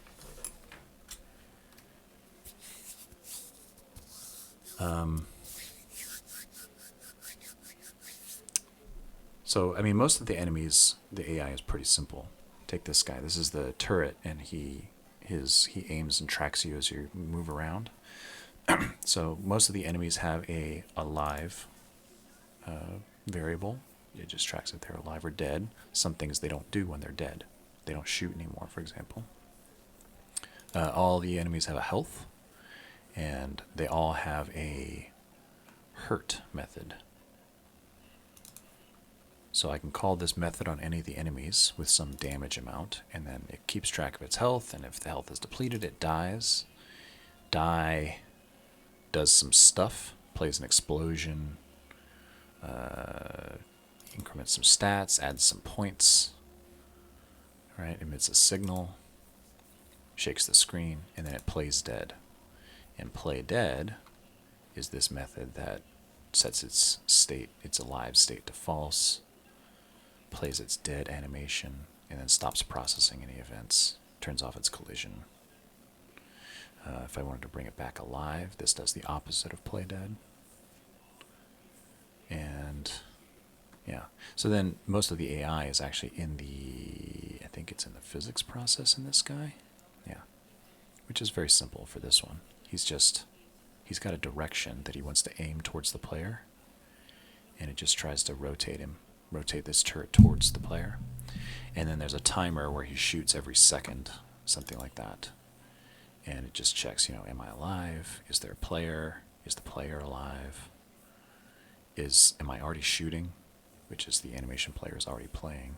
So I'm already doing something, so don't interrupt that. And am I on the screen? And then it tries to shoot only if the player is within a certain angle, which is this, you'll see these degree markers over here, right? It'll only shoot within this arc. So yeah, this guy's very, very simple. The mobile turret is just a little bit more complicated because he has a direction that he's moving, and he'll go back and forth. We're going to try and fix this bug again in a minute. But then its physics process,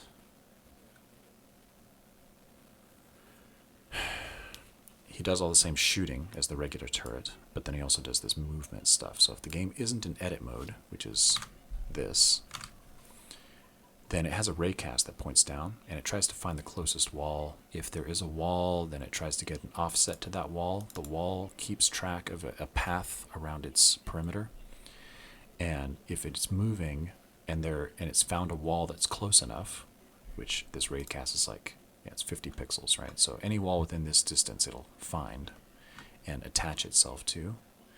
And then, so if there is a wall, then it tries to find that wall, or it gets its position on the wall, which is based on that. This is a method in the wall that keeps track of that path 2D, and gets a new position, updates its offset based on speed, and just updates its position. So it's moving around the wall. Very simple. And then when it hits one of those patrol points, the patrol point has code in it that says, look, if somebody's hit me, and that thing that's hit me has a method called reverse direction, then change my state to active so it shows that flash, and tell the body that collided with me that has this reverse direction method, go ahead and call that reverse direction method on that body. But if the body doesn't have this, then it doesn't do this. All right, pretty simple. And the mobile turrets do have a reverse direction method, which just literally reverses the direction. It's either going clockwise or anti-clockwise. So this guy should be ping-ponging between these two patrol points, but he's not moving. And I don't know why. I don't know why he's not moving. It is 10 a.m. I'm going to go get a refill on this coffee. I'll be back in 30 seconds. Be right back.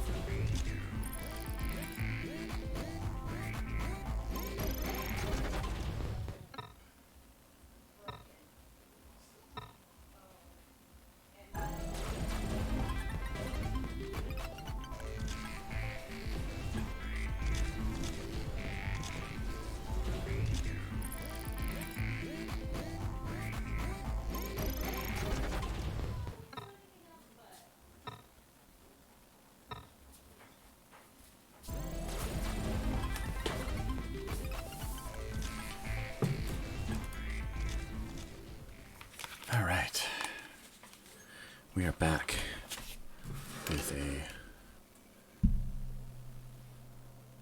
a fresh cup of blood for the game dev gods.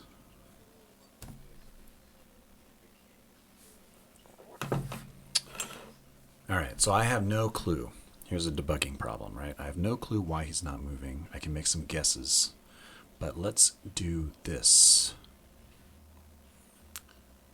Let's do this, and let's do this, and see if the code is even getting into these points.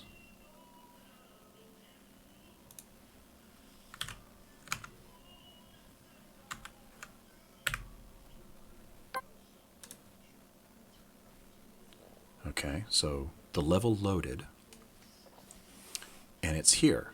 It didn't get in here yet. So there is no closest wall, so it should skip over that. It does. Skipping, skipping, skipping, skipping, skipping, skipping, skipping. It's just not finding a wall. How about now?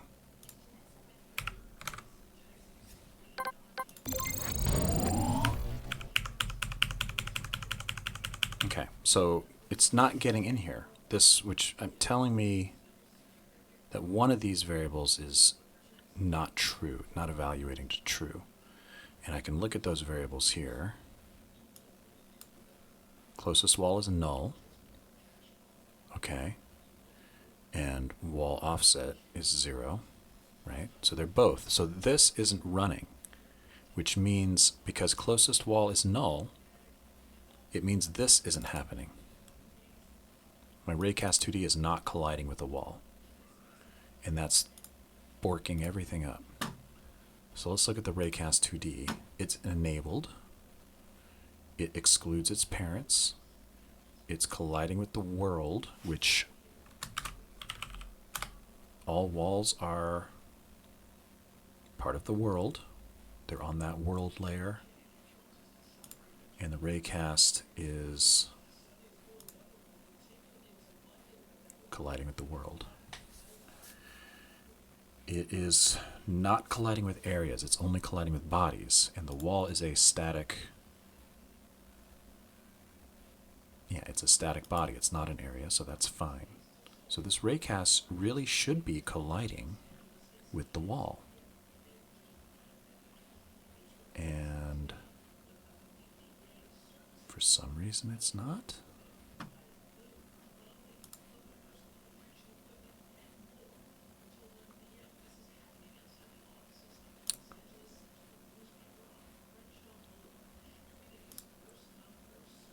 Let's ignore that.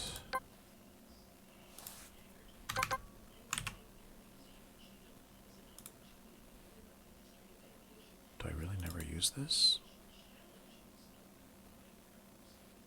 Oh, I see what I was trying to do. I was trying to do that. Okay, all the warnings are gone.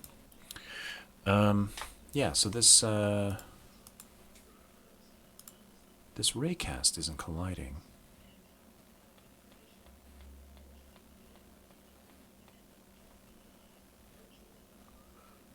Let me look at the remote and find the mobile turret and find its raycast, and its raycast is on.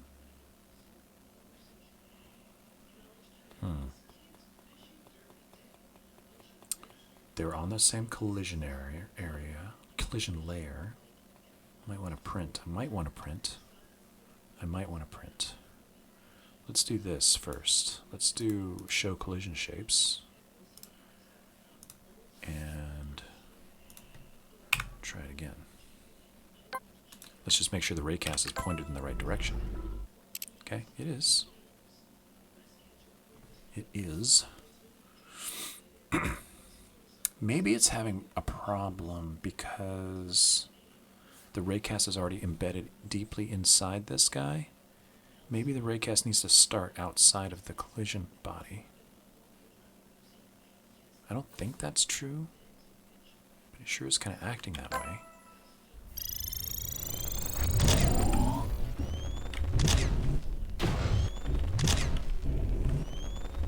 let's test that. Let's just say, let's put your origin up here.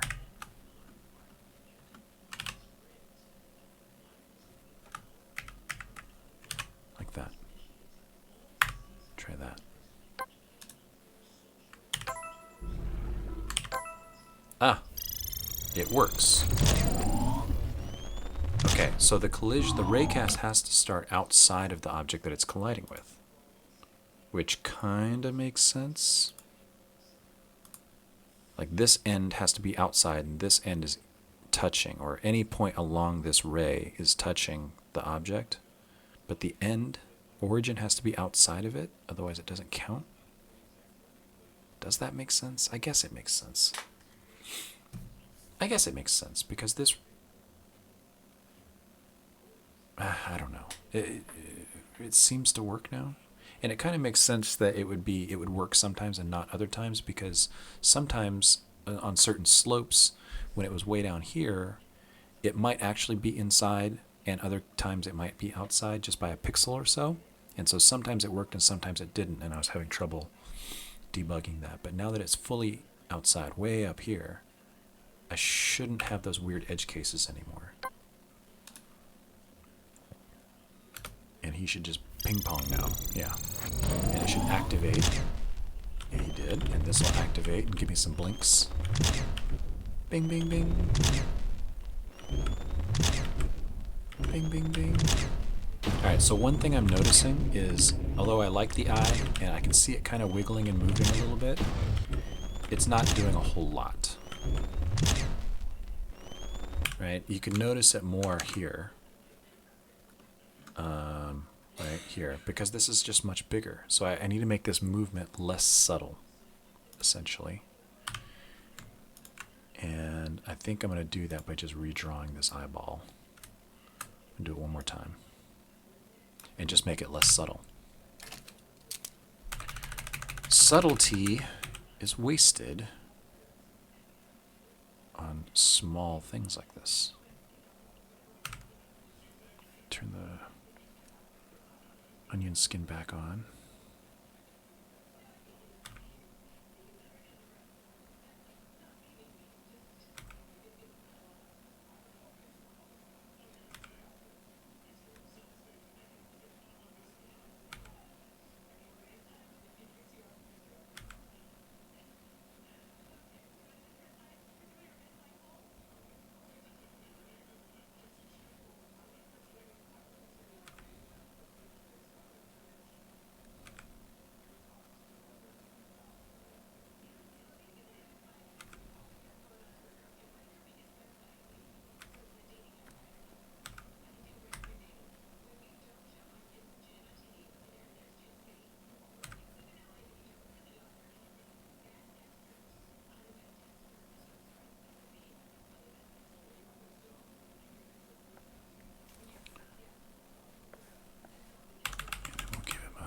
Creepy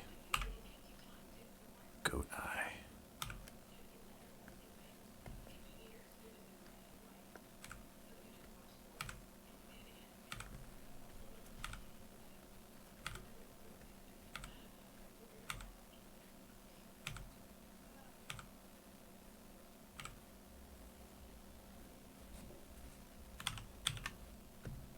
See how that looks. Hopefully the movement's a little less subtle. We can see it a little better here.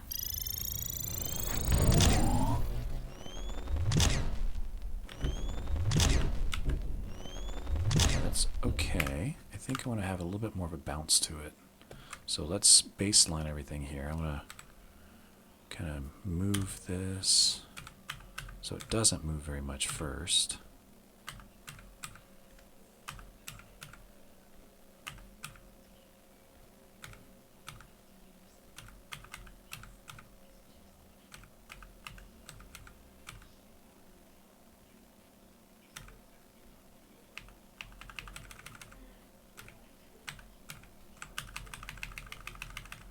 So now it's not kind of moving up and down. It's just globbing around, blah, blah, blah.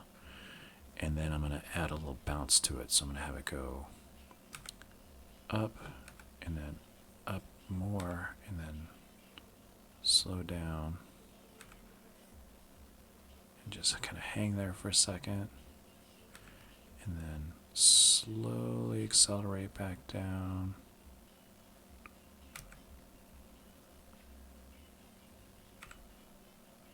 And then fast through the center there.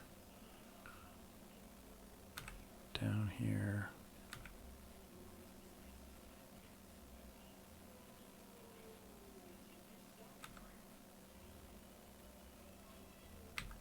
Yeah.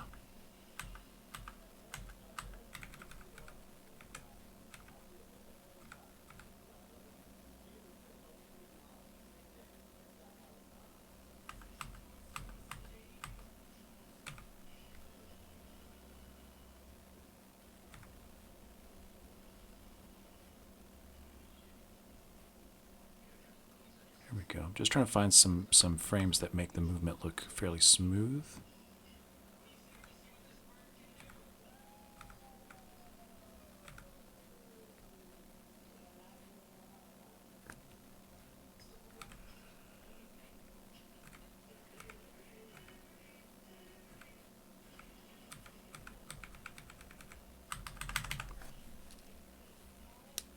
Yeah, I like that. And then I can kind of give it some flavor a little bit. Lava 2. Let's change the name of this. Let's call this I. And then let's call this IFX. And we'll add a little bit more stuff. Maybe it's a eye on fire. Some secondary motion, essentially.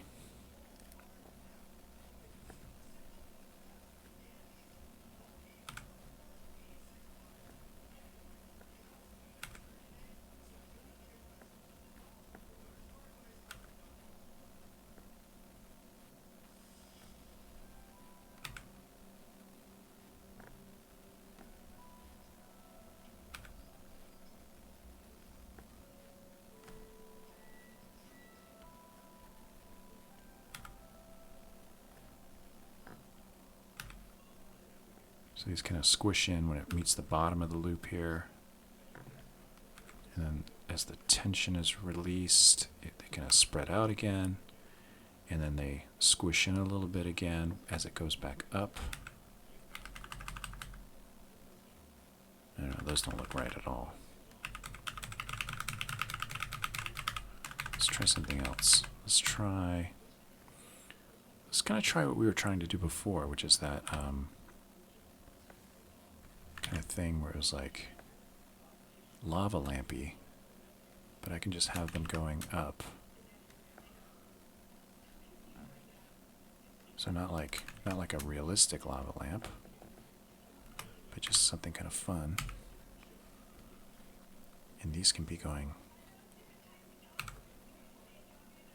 much slower.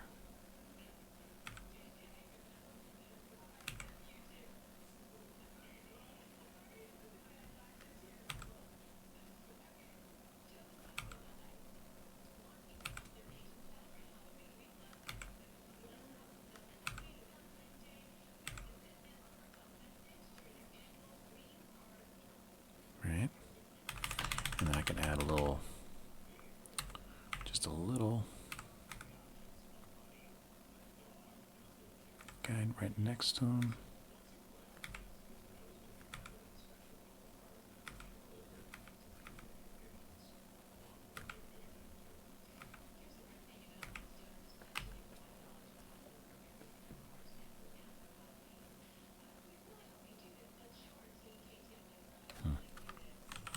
Don't like that.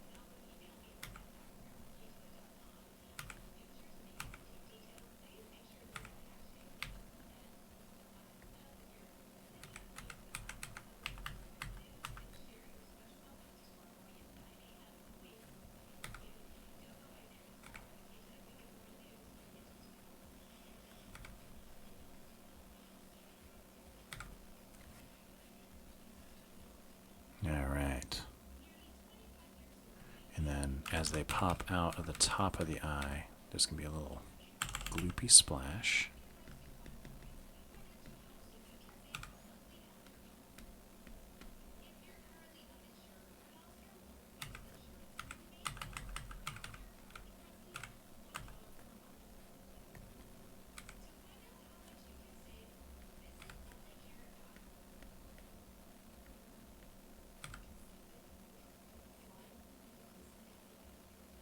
I don't like the gloopy splash. It's too much detail again. Too much detail for such a small thing. So let's export that.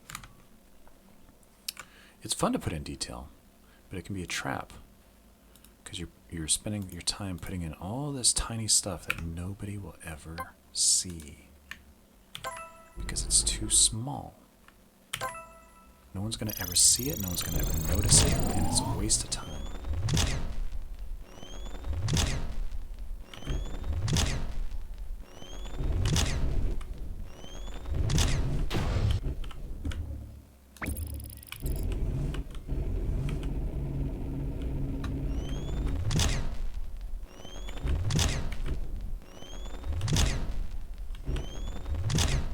Alright, I like it. Let's put in one more little flash. So I think I'm going to copy these two and put them here. Move them up like that. Oh, I redrew the splashes are the wrong size.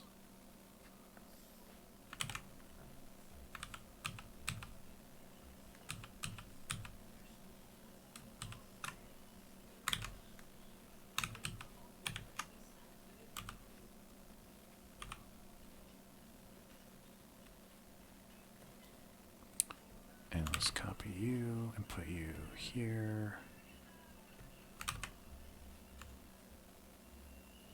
No, let's just do one. So he'll blink slowly, and then when somebody touches him, he blinks fast. Dink, dink, dink.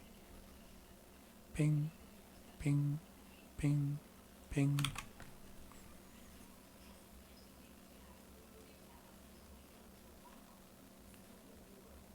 Maybe I should make the eye red.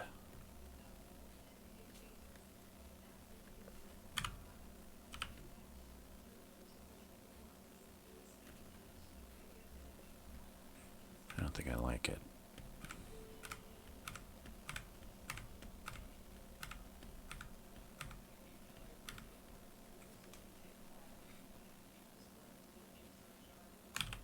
Maybe.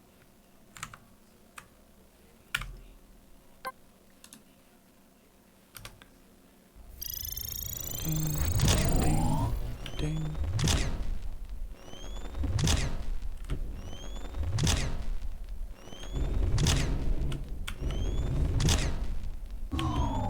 I don't think I like that, the red eye, the pupil. All right, export, save, right, that looks fine. Save, commit.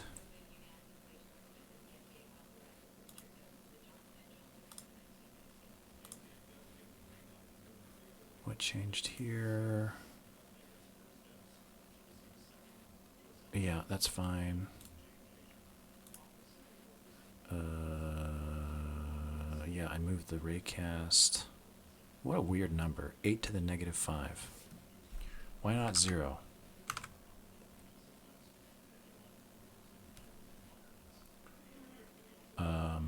Mobile turret. Raycast. Position. 0. Not quite. It's 0-ish.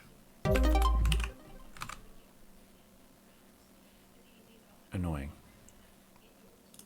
But I understand it. Yeah, this got rid of some warnings. Okay. Thank you.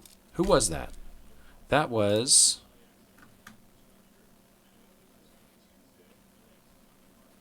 JTech. I'm going to say JTech. If you want me to say the name differently, please let me know. Thank you for the follow. Appreciate it. JTech, compile and run, Screamlark, Octid, System ZA.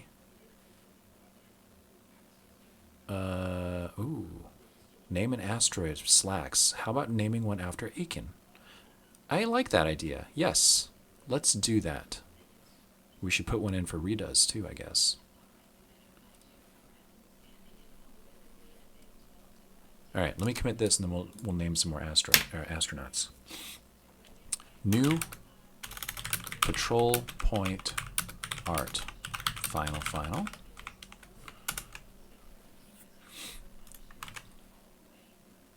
Sync those up. People, person name. No, name. People names. Can I do that? People names? Yeah. All right. Let's name some astronauts. Yeah, let's put Aiken in. And let's put Rita's in as well.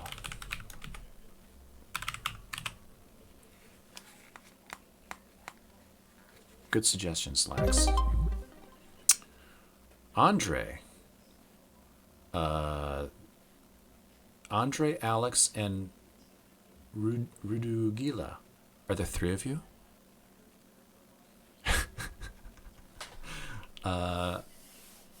That's a long name, or there's 3 of you. I'm going to call you Andre. Let me know if you want me to change the pronounce of that. But thanks for the follow. All right. What was I about to do? We named an astronaut. Let's commit that. Added Aiken and Rita's astronaut names. Sync that.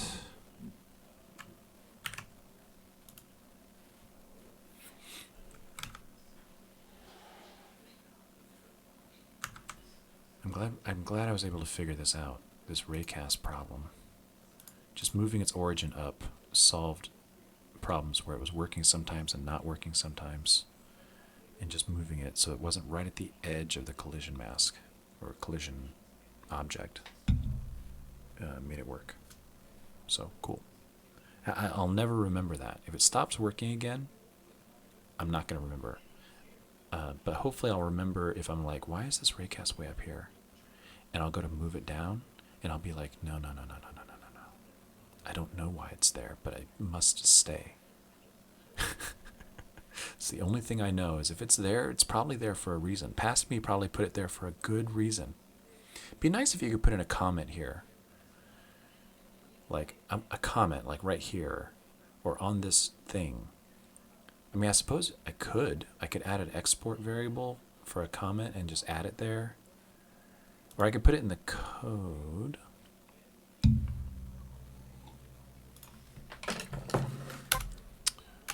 If the raycast 2D isn't colliding, hold on, I got wires everywhere. Isn't colliding, then check to make sure that its origin is outside. This thing's gonna explode. Of the body that it is trying to collide with. It seems like if the raycast origin starts inside of the object it wants to collide with, then the is colliding method doesn't return true. Does not return true.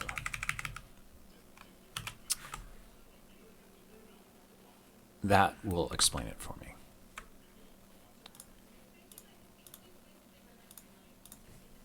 Added comment about raycast 2D, and I'm tagging this private all that does is it won't post it to Discord, right? Because who cares except me? It's not really a feature or anything. And it also won't show it in my build system. I have a build list changes here. So this just lists all the changes that happened since the last time I published. So it has new and updated features, right? Aiken and redoes, new patrol point art, final, blah, blah, blah. And it's got fixes, right? And that's where I use the word fix or fixed in the commit message. It puts all those down there, and it excludes the ones that are tagged private because I just don't think those are interesting to put into a change log.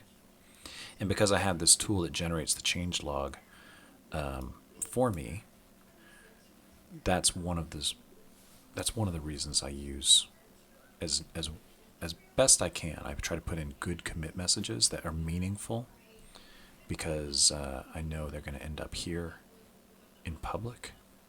And I want to, when I publish, I want to have to rewrite this as little as possible. So in the best case scenario, I've written perfect commit messages that are meaningful to players, and only commit messages that are meaningful to players are here, and I don't have to write any of them again because I did such a good job the first time, so I don't have to it makes it much less of a chore when I publish. To just do it as I go, and then when I need it, it's done. But I digress. And that's just a little Python script.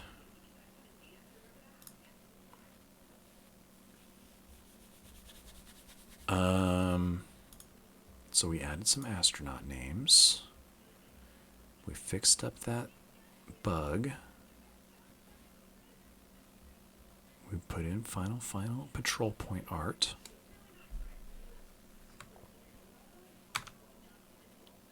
And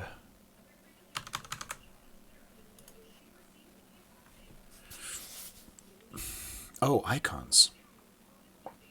Icon. I need an icon for this guy. So because I like the shape, I'm just going to take this shape, copy it. Do I copy the whole thing? Copy merged. And then I'm going to open my other icons that I have in the editor. So there's an icon for every type of thing, right? Enemies, everything, right? And they're all standard size.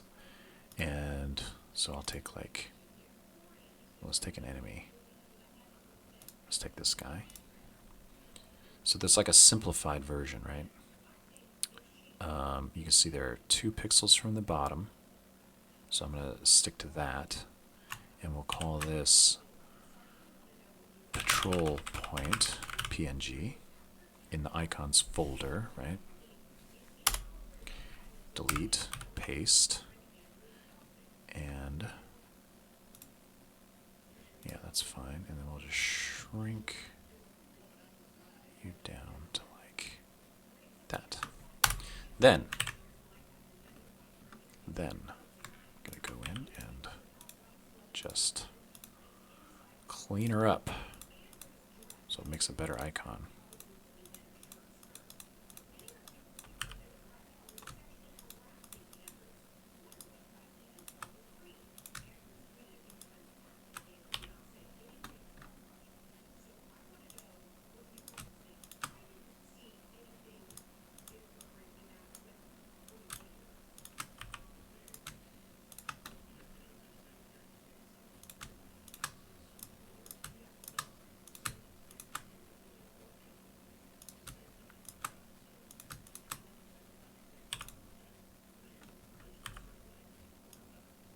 And it's an icon. It doesn't need to be exact. It doesn't need to be an exact match for the original. And again, because it's smaller, I'm going in here and like tweaking the detail level because I don't want too much detail in such a small thing. So I'm kind of filling in some of these holes. You want to be able to get like a feeling for what the original was, but it doesn't have to be exactly the same. Let's load up Ice Launcher again. I think I have some blue on here. Yeah. So it's important to have a little bit of this blue color because these guys are the Ice World enemies, and I want them visually separate from the red world enemies. Right? And I do that by just how I'm the icon. So I have an entities JSON, and I have my patrol point, and he's not going to use placeholder, he's going to use patrol point PNG now. And he is he's a tool. Maybe he's not a tool. He's not a tool. He's an enemy. Let's put him in category enemy. Because that changes the icon. There's a little secondary icon that appears next to all these guys. And let's put him next to mobile turret, because they kind of go together. Yeah. So now I'll have the mobile turret with still he'll have a placeholder, but then patrol point will have this patrol point icon. And that is all loaded dynamically when the level editor loads.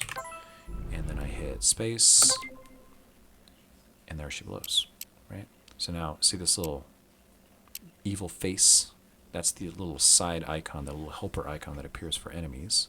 You see the blue ones, the ones with a little touch of blue, a little highlight of blue. Those are Ice World things. Everything with red is an enemy, right? So enemy. But see these ones with a touch of blue? That's an Ice World enemy. That's an Ice World enemy. This mobile turret will have some. It's not going to look like this. He's going to be. He'll look similar to this, but instead of legs, I think it's going to have tracks. And he's going to be blue colored, and he'll shoot different types of projectiles, little blue lasers or something. So he'll be here, and the patrol point will be here. And I wonder if I should increase that size. Every one of these, there's a scaling factor here. So I can change the scaling factor. And then I think when this loads, no, it only loads at one time. Let me start over.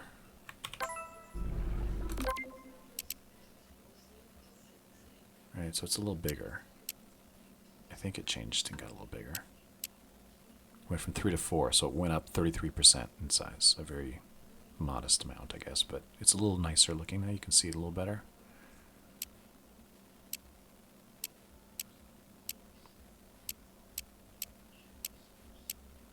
And these are the actual entities, so it's actually loading this entity into the game as part of the level or the object chooser, so you can actually see how it's going to really look.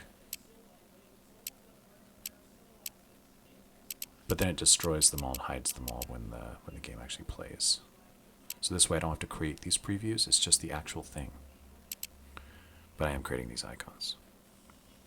So then you've got all these tool ones, you've got these healthy ones, helping the player ones, you've got these reward ones, right, like fuel and coins and people. And they're kind of all in their little category. Oh, dangerous ones, these are like environmental hazards. Helping the player ones. Should this one be? Oh, no. That's meant to be a flower. So these are like environmental decorations. These are environmental hazards. These are gameplay tools that affect how you enter the level, how you exit the level, buttons, things that the player can push and mess with.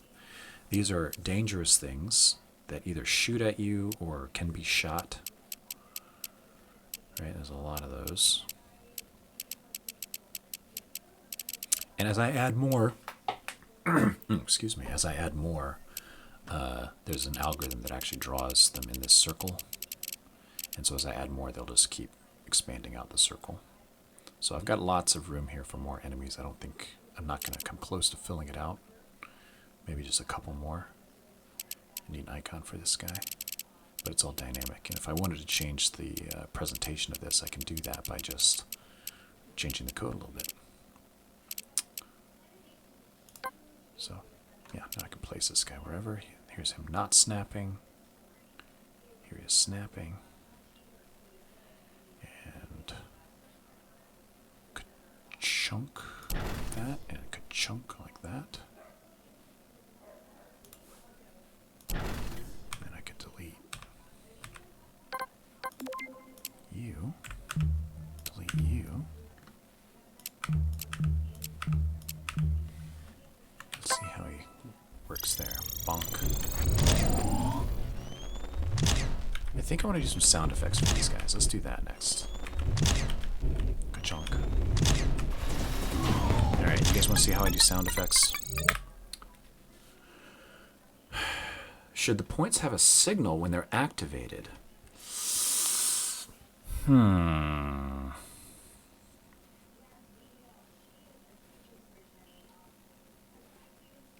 Maybe. Why not? Let's do that. I don't think I would use that functionality, but maybe somebody else would.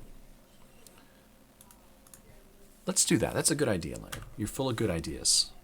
So, that means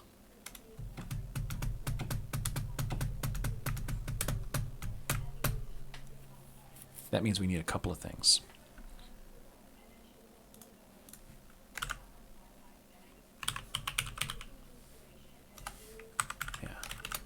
Means we need this.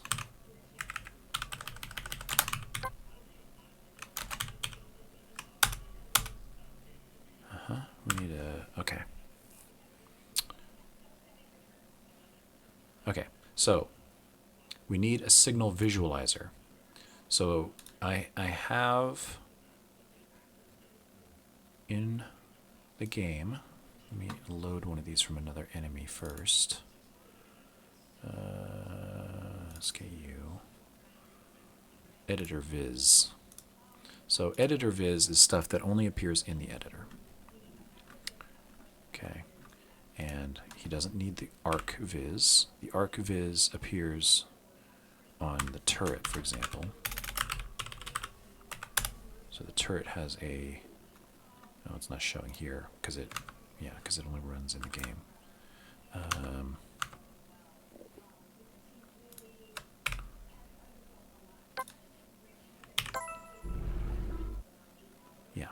So see this is the arc visualizer. This is the health visualizer. This is the timeout or cooldown visualizer. This is the signal visualizer.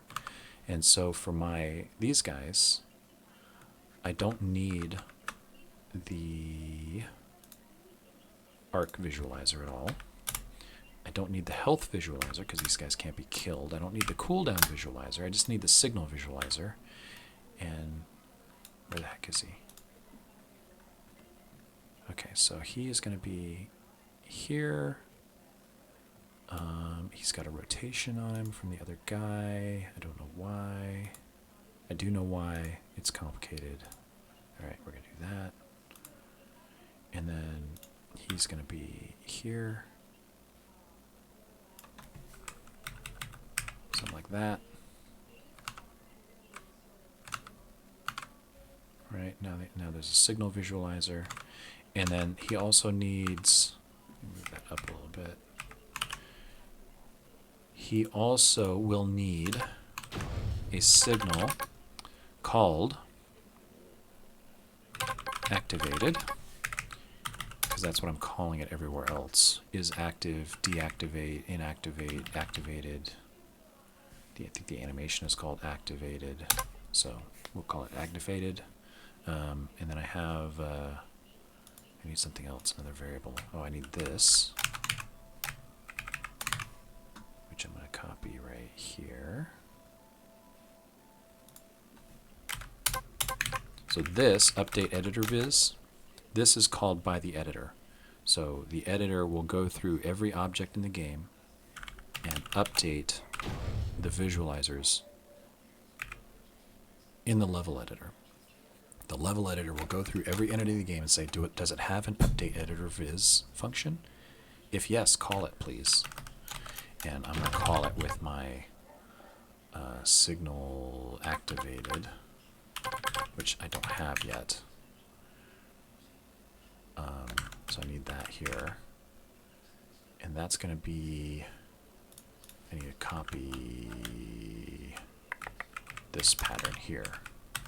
So signal activated, right? So I have an actual signal, and then I have an array of things that this signal should activate. And it's an export variable.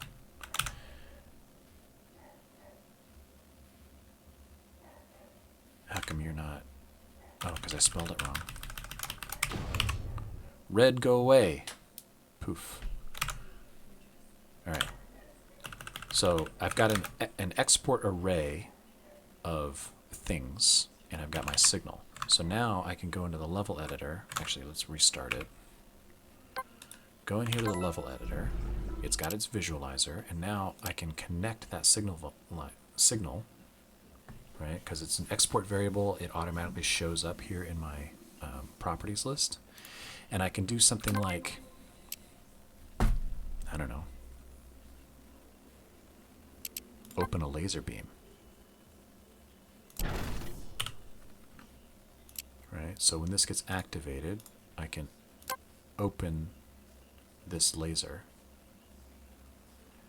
And when this one gets activated, ooh, this could be fun. I can close the laser. Ooh, wait a minute, this could be fun. Let me rotate you around, put you here.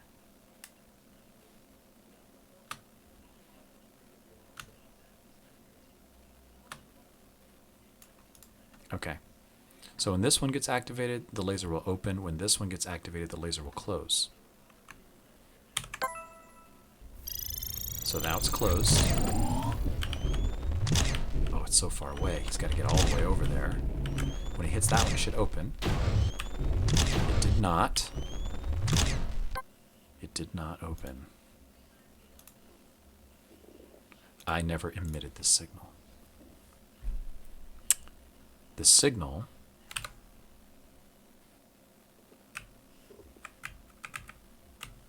is called here. Emit signal activated.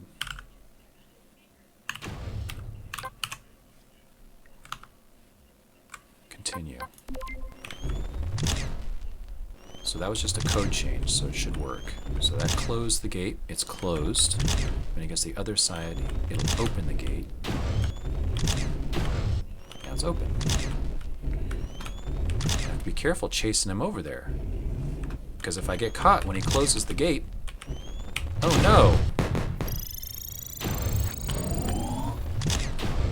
That's actually pretty cool.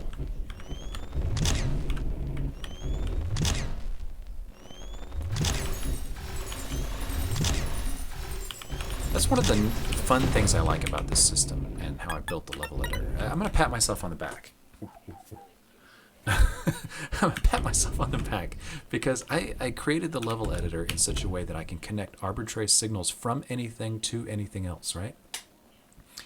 And it allows me to unlock some cool functionality. Like now these guys can turn on and off these gates, even though I made the gate way before I ever made these patrol points. I had no vision of the patrol points opening and closing gates, but it's something you can actually do just by putting in the correct signals for it.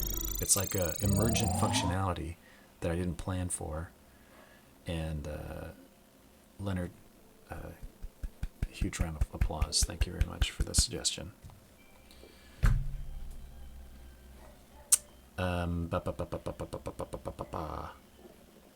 The text editing effect is awesome. Oh, no, yeah, Slacks has got you. Ridiculous coding. Thank you, thank you.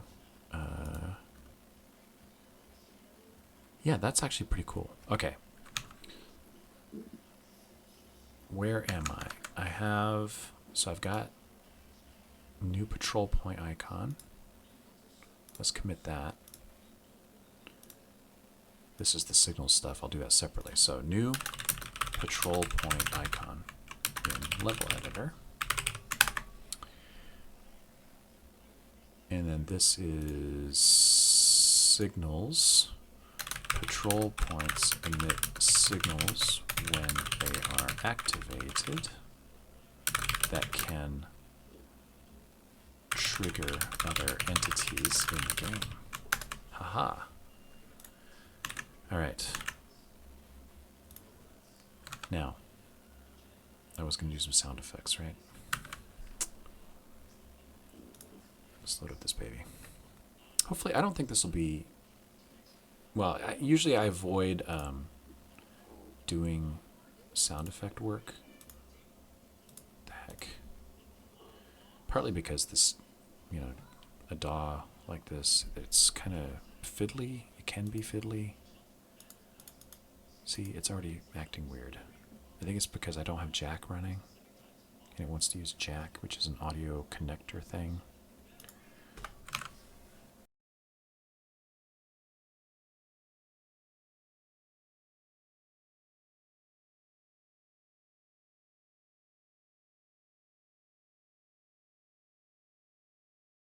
Alright, let's try that again. This time, change that to ALSA. Turn that off. Test. There we go. All right. Project. Sound effects. All right, and I've got all my sound effects.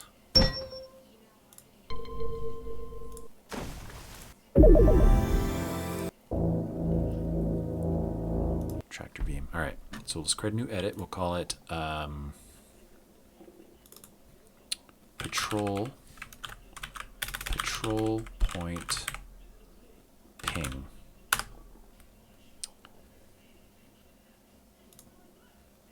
And then we just need to find a good sound for it.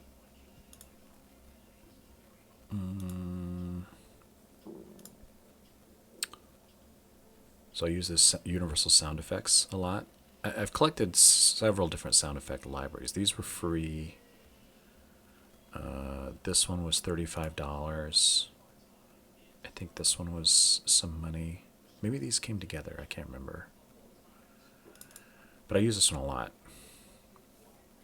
It's funny, the Among Us game guys, they use this as well. And they, you know, the alarm sound in Among Us comes from here. And my alarm sound when you run out of fuel also comes from here. And I hadn't modified it enough, so it sounded a lot like the Among Us one. And people were like, oh no, are you guys not seeing the stream?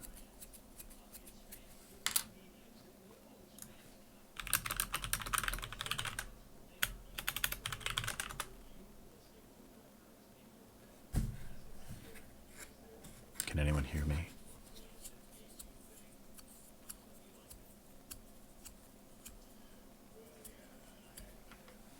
Oh, hold on a second. Is the mic out? Or the video?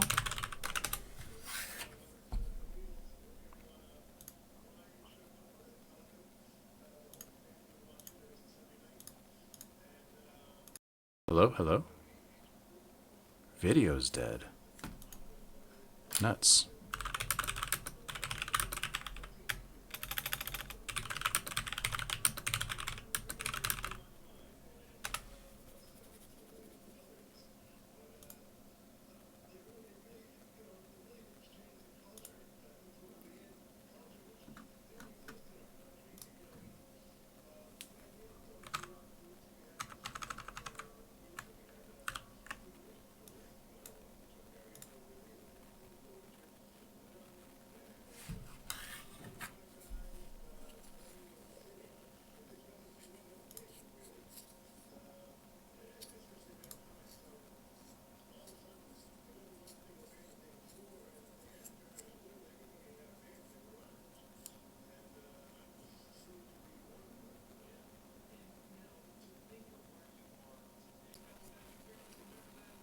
Hello, are we back?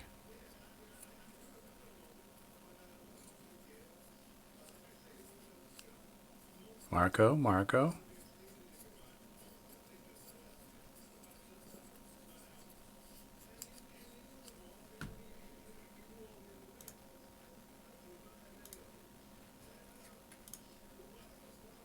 Okay. I don't know what happened there. See, so this is maybe another reason why I shouldn't stream audio work while I'm streaming, because I think something happened with when I launched Waveform that caused it to freak out.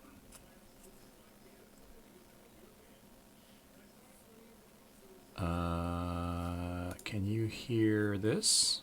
And this?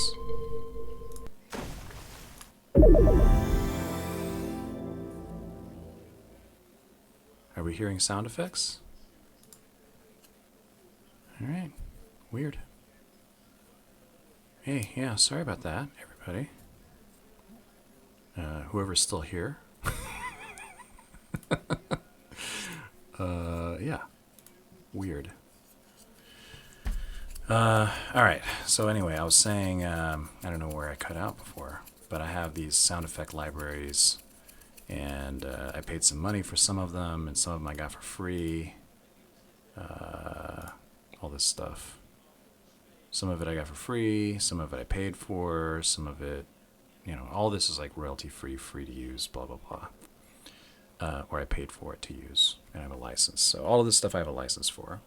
And most of my sounds come from here, and I need something that sounds kind of like a ping, I want something maybe like I don't know, like a sonar or a beep of some kind. So I think I want something. Ooh, that's kind of fun.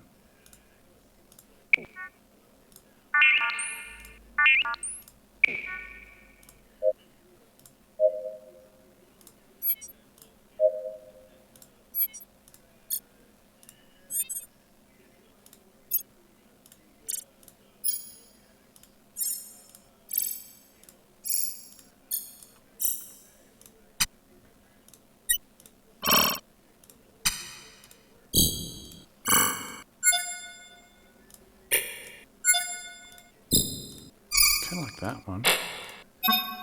I don't know. I don't like these wonky ones with too many chirps. Let's try a different tack here. Let's try doing an instrument.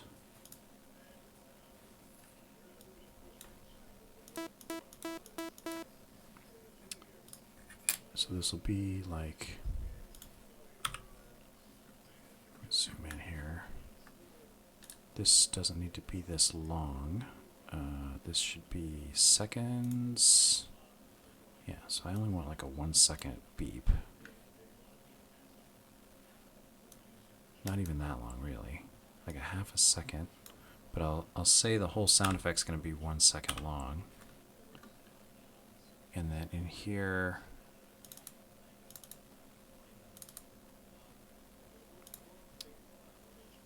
I can be like,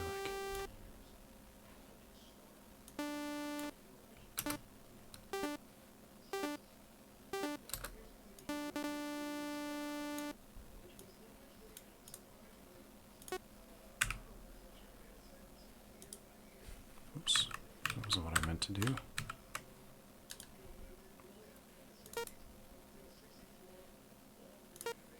Delete you. Delete you. How come you're not deleting? Oh, I'm doing this again. So weird. I'm not very good at this. Stop.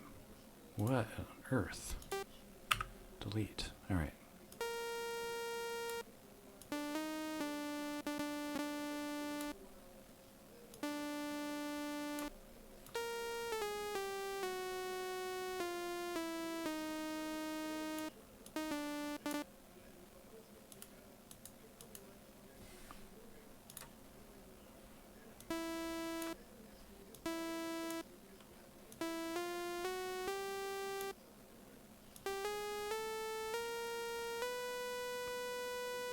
All right, I think I want a B. Da.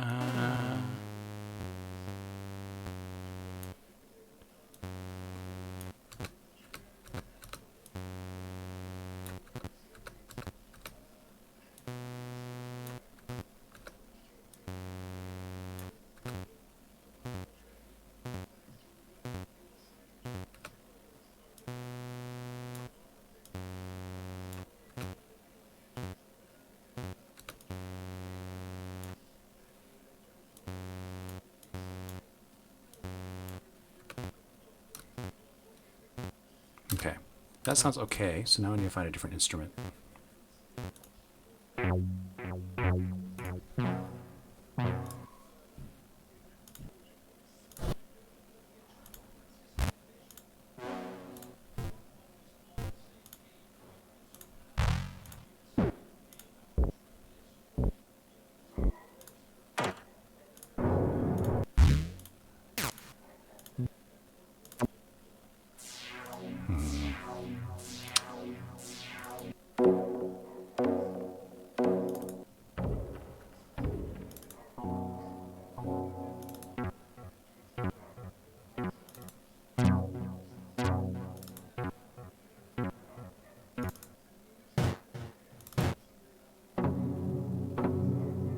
It's too much.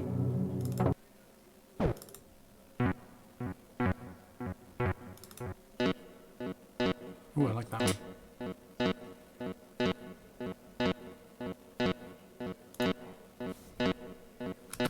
Alright, so if I don't loop it, kind of keeps echoing out to 2 seconds. I could change the reverb on here, or the delay on this. Let's see. Delay effect. Yep, there's a delay. 800 milliseconds. Let's change it to that. 300 milliseconds.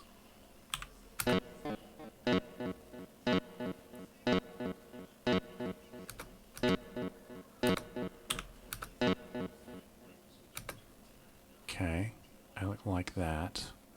And then if we maybe make this 1.5 seconds, let's make it 2 seconds, and then loop it.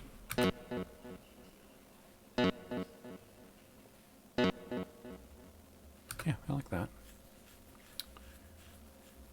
Yeah, the stream died on me. It's never happened before, but it happened right when I loaded waveform. And I think maybe waveform was messing with the OBS. I don't know. I gotta be more careful about that.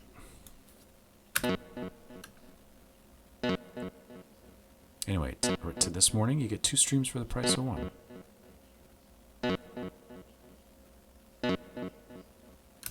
So I like that, but I think I want something else kind of with it. Let's put that there too. Yep, I like that.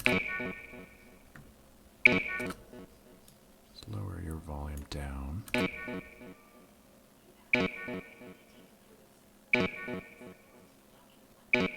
Okay, let's try that. So, I need to export this.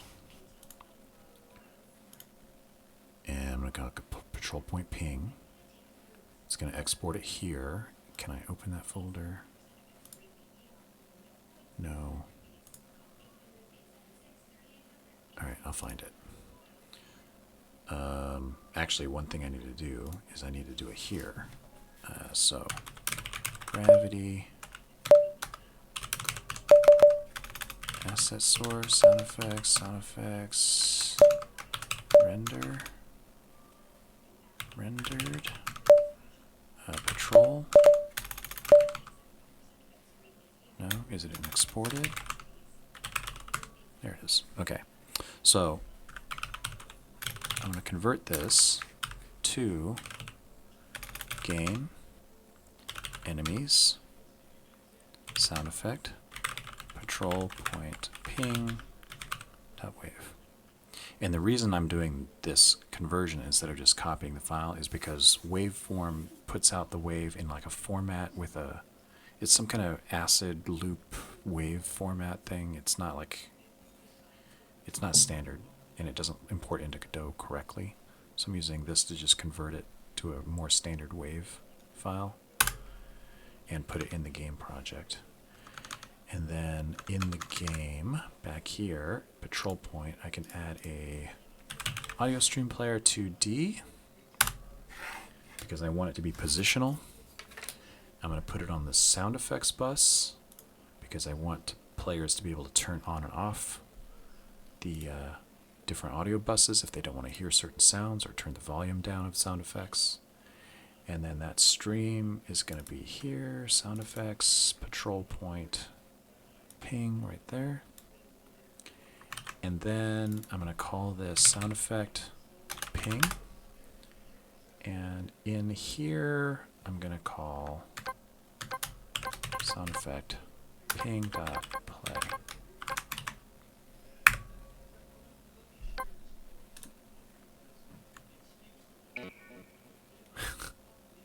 They're already working.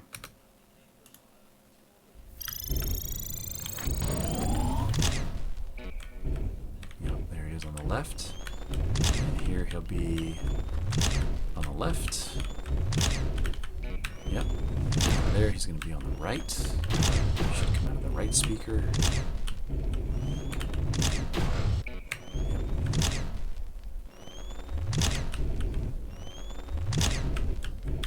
It looks pretty good. Yeah, I like it. Let me move these closer. Let's put one there, one there.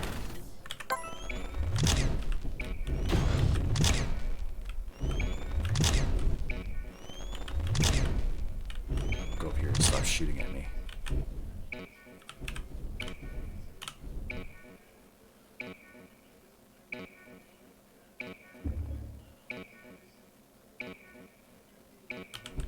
Yeah, I actually like that sound. So that's another clue, right? As you're in the level and you're flying towards this thing, you can hear it. There's a patrol up ahead. And we can change the distance that you can hear that patrol to, like, I don't know. How big's the screen? 640? Let's change it to like 500, which is just over a screen distance. So half a screen width is 320. So just a bit over, just before it enters the screen, you're going to start hearing it. Something like that. Let's try that.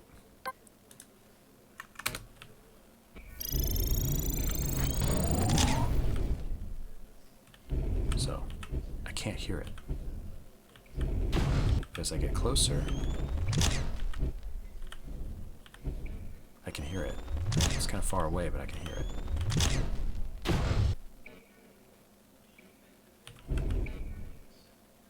And as I get closer, right? So I kind of get a faint clue that it's coming up before I can see it.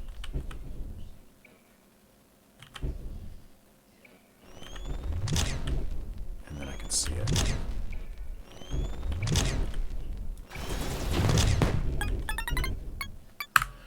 That works. All right, so I've got the ping.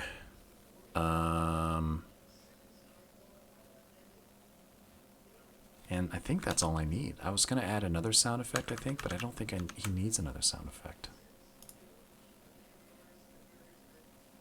Oh, no, I wasn't. So I did the sound effect. I did the editor icon.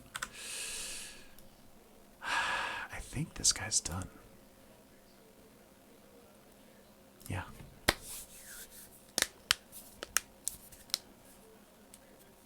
Yeah, maybe he should have been destroyed crossing the laser path. Just about everything else that laser does destroy.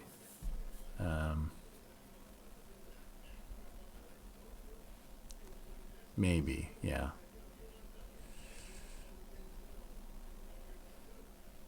I'm actually wondering now why he wasn't destroyed, but let's commit this.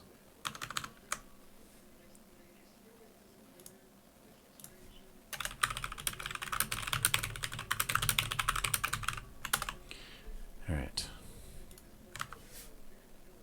Let's look at that code. So let's look at the code for the laser beam. And I think I want to say that the beams don't destroy.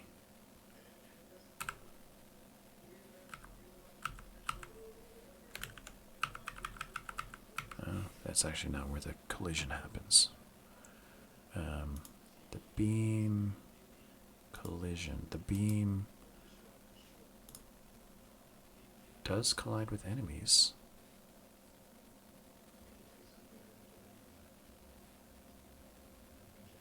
So it's up to whatever collides with the beam, though, to decide if it's going to get destroyed or not. I think that's the way it is. Because the beam is a static body and it doesn't have any body input or output. It's just like a wall. So for things like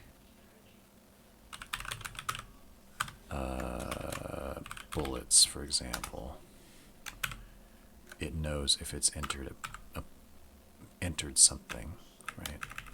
And then it can explode. So bullets explode when they hit a beam. Drones, they'll bounce off of a beam.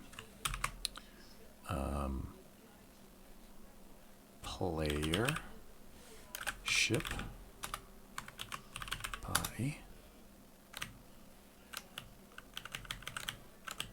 right? If the odd entity it's colliding with is a laser beam, it just hurts itself and destroys itself.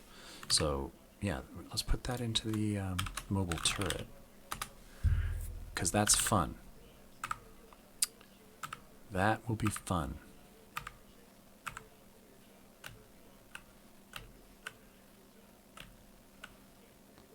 And this guy is my only kinematic body in the game.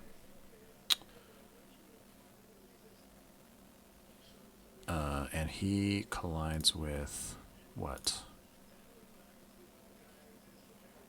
He's on the same layer as structures, but let's have him collide with...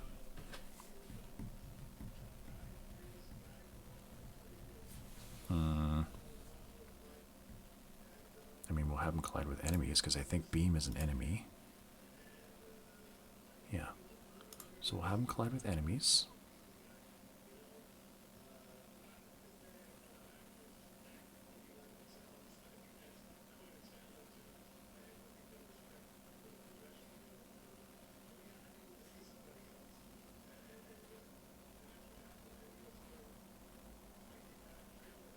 I think this will work. And then I can just say here's where he's doing his movement, right? If is colliding. What's the method? Oh, I'm not using move and slide though, so that makes it more complicated. This needs to do move and slide if I'm going to do this. But I want to do something like that. If, you know, collision, whatever, then do something like this. But this needs to be converted to do move and slide. I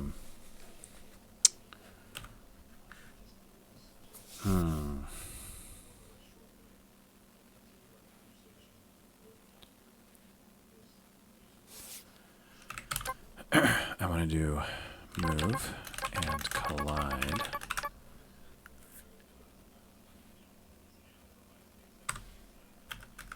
From here minus my current position.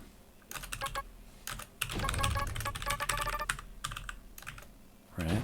And move and collide already takes into account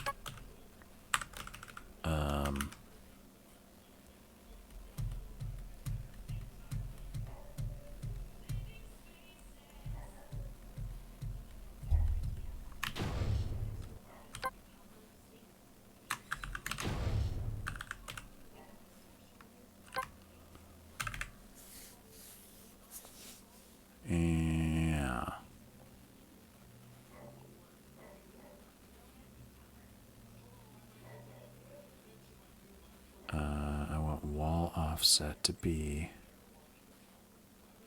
Ooh, yeah, this is actually a little tricky. I think that's right. I want that, and then I want false, and then I want.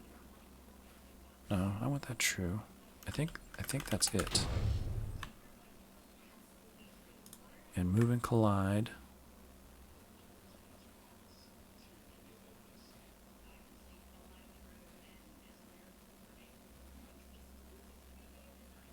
let's just see what happens. So this replaces this. I want to keep this rotation, and then I can say here, if colliding is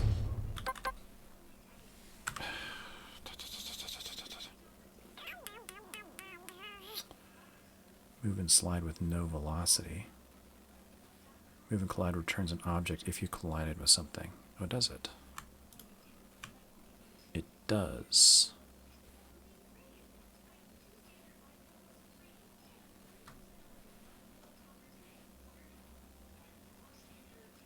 Get slide collision.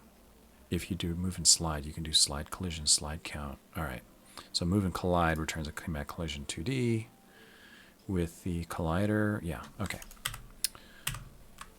So this will be fair collision.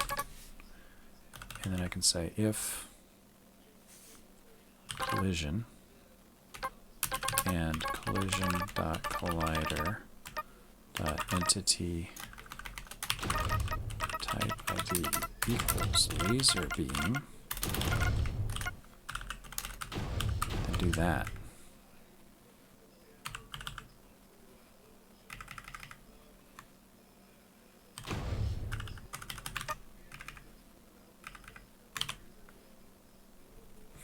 Let's see what happens.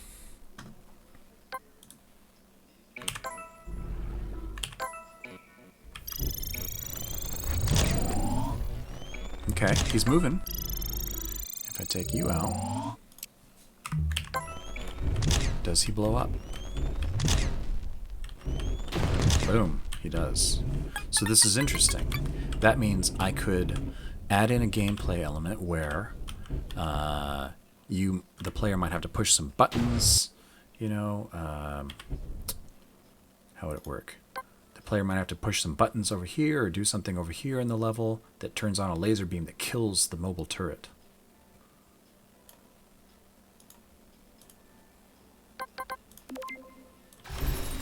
Yeah, that could be fun.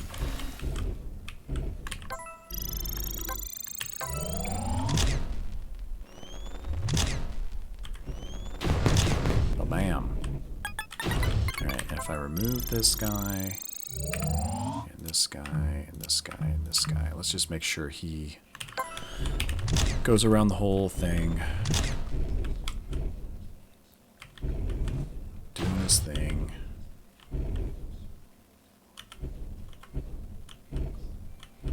Doing his move and collide.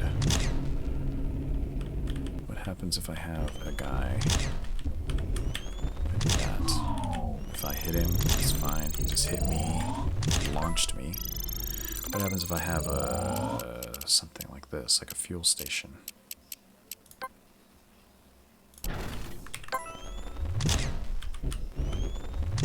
Yep, he just goes through. That's fine. That's what I want. So it'll return a collision, but you don't have to necessarily do anything with the collision information. I can just throw it away. In this case, in this guy's case, I'm just checking if he collided with the laser beam. And if he did, he's dead. So dead. So that's good. So again, it's just getting the wall offset here, which is the walls all have a path 2D. Right, they all have a path and a path follow 2D, and I'm just moving this path follow 2D around this thing. Here, that's what this is doing. So I'm getting the path position and passing in a wall offset, so that it moves the path follow 2D. The wall moves its path follow 2D to this position, and gives me the new global world position of that point. And then I move the wall offset, so the turret is keeping track of the wall offset in its own variable based on its speed, its current direction. For the next time it gets through this loop, it rotates itself, so this position returns not just a global position, but also a global rotation, which is like the normal of that point on the path. And then or rather it's the direction that path is pointing, and then I add 90 degrees to it to make it be the normal. And then I do the move and collide from its current position to the new position. So it just moves that distance. Yeah, this is perfect. And then checks the collision. Easy peasy. If wall offset is 0, it won't move anymore. That is correct. That is correct. But there's always a wall offset. Because unless you get really lucky and you place the enemy right at wall offset 0 to start it, it'll never be 0. Because this always just increases. And it wraps around. So wall offset, once it's started, never goes 0. And the closest wall, it only detects at one time. Basically, wall offset, I mean, I probably don't even need this, really. I just assume this is accurate. Yeah, if I remove that, I probably don't need it. I think I might have put it in there just for debugging at some point.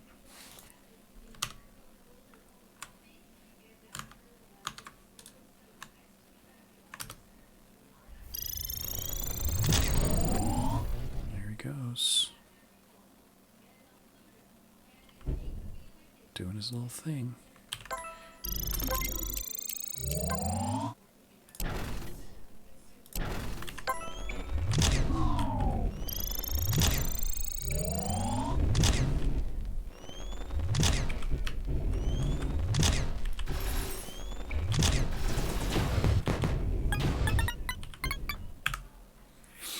Okay. Another commit. So we change it to move and collide.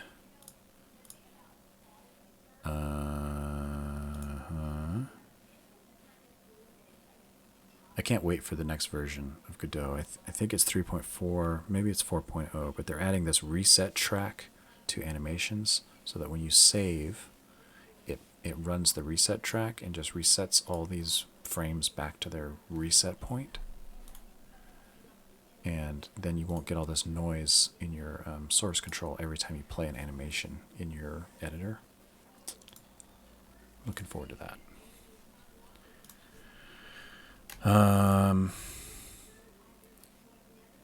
Patrolling enemies can be destroyed by laser beams.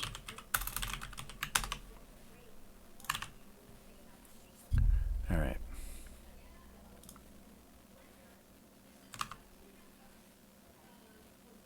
And we've got a sound effect. Ah, I feel good.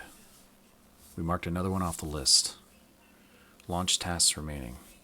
Still says 13. 1, 2, 3, 4, 5, 6, 7, 8, 9, 10, 11, 12. 1, 2, 3, 4, 5, 6, 7, 8, 9, 10, 11, 12. There's only 12. What are you talking about? What are you talking about, 13?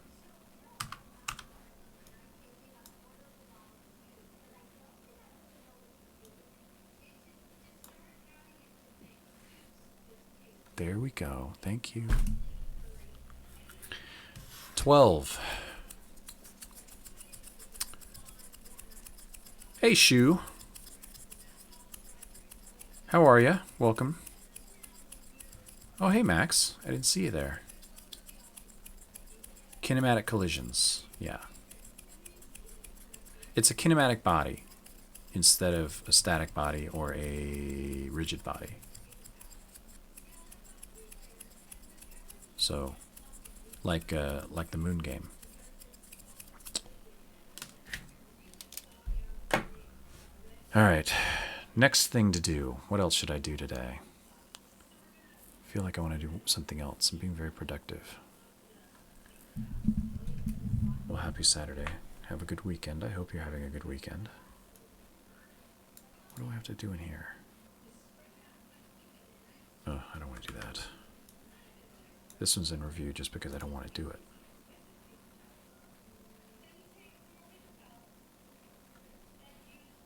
I think that one I'm going to call done. Well, maybe not. I did the patrol points, but the patrolling object, this mobile turret, I might want it to, when it sees the player, to stop. And stop its patrol and just start shooting. And when it loses sight of the player, move again. Or maybe try to maintain some minimum distance. So if the player is within 200 pixels, then don't move. But if he's more than 200 pixels, then move in the direction that you last saw him. And then once you get within 200, stop again. That might be interesting because then you could kite them a little bit. But I might just leave it so it just keeps doing his patrol. And I don't know, maybe I'll just make him so he stops when he sees the player, and when he loses sight of the player, he'll move again. Anyway, I need to do something there. Let's do that. Let's do that right now. So if we load up my mobile turret, right, he's got some movement heuristic here, which is basically just move all the time. But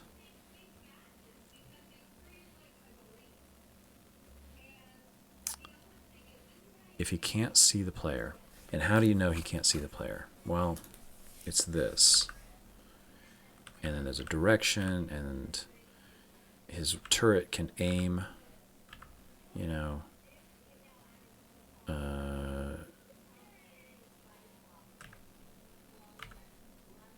yeah, so this says, look, get the direction to the player, and if that direction is within this turn range, then do the rotation start. I can see you, okay? I can see you.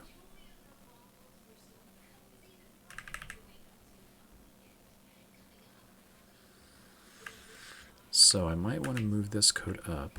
So yeah, part of the interesting. This code right now isn't running if he's not on the screen, but it's okay to have this run if he's on the screen, or if he's not on the screen. That's fine. And then I could even move it. Up here. Right, and create a variable called canSeePlayer, right, and just say, yeah, I can see the player. So each frame, it's going to say, can I see the player? Check. Yeah, I can see him. I can see that sneaky player. And then it'll do its move, and I can say, if closest while and not can see player. So only move if you can't see the player. Let's see how that looks.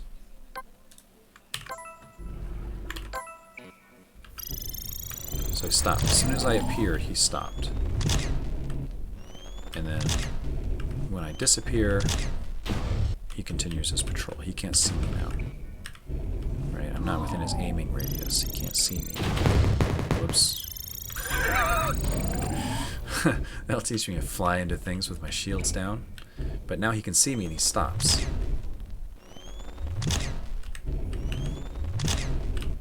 And now he can't see me and he starts his patrol again. That's not bad.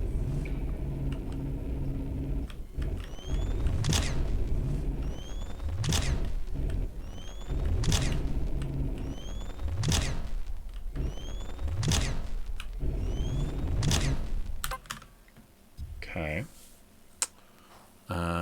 He seems to be shooting me when he's not on the screen.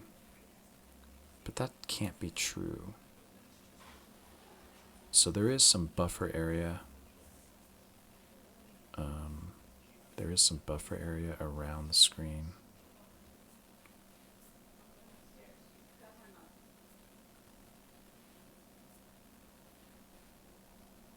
Where is that thing? See this thing? This purple box is its visibility enabler. So if the screen is touching here, even though it's a little bigger than this guy, so he can start shooting just before he gets on the screen. See, it feels a little even bigger than that, though. So he's still shooting. I think he's way off the screen right now.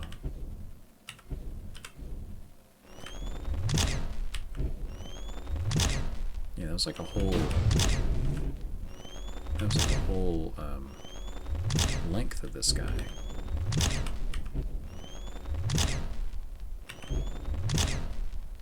So see how the edge of the screen is right on the center of that control point, and he's still shooting at me. So if you look at that from the distance of that center to here, it's quite a big ways. It's bigger than the invisibility enabler. If I go a little further, he'll stop. See, now he stopped. But this is way out there. So I think there's some buffer zone around the viewport itself. Pretty big buffer zone. Anyway, I don't think that's different than how any of the other enemies behave. Let's see. He's shooting at me.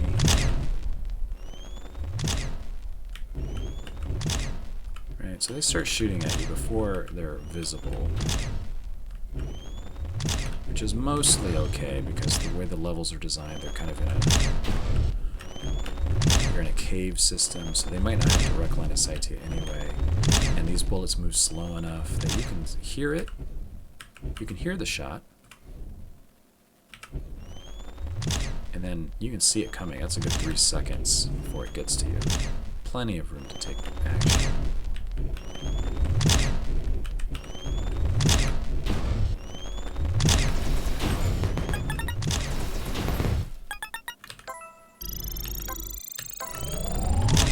So I kind of like it that they stop, and then when he loses sight of you, he starts his patrol again.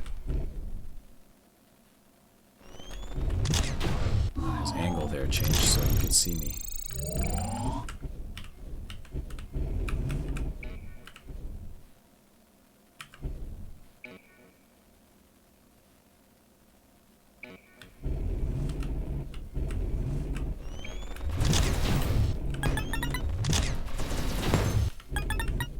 Alright, I'm going to call that done. I like that.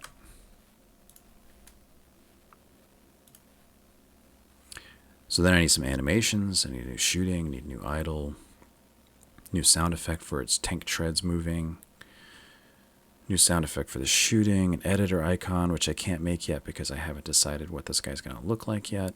So this is all art and sound assets. Yeah, I'm not going to do any of that right now. But we'll call him in progress again. And this guy is purely sound effects, so... we'll call him in progress too, and I'll do that off stream. Oh, all right. Let's do a little level design, and then after that, I think I'm gonna call it a day. Oh yeah, their heads rotate in the level editor. Yeah, I mean that's one of the reasons why I wanted to do the level editor the way I did. It's not like a static thing. You're still playing the game.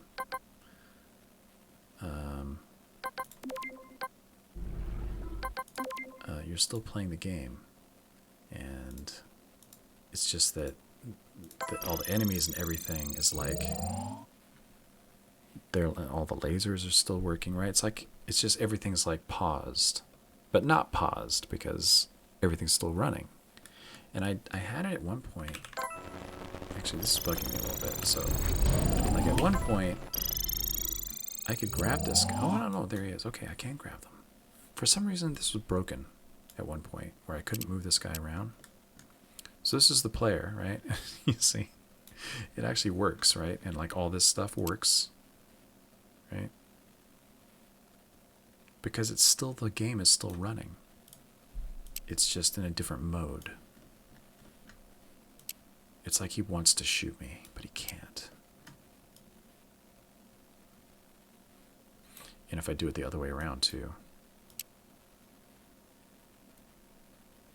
even if I rotate him, he just wants to kill me. He's like, I'm coming for you.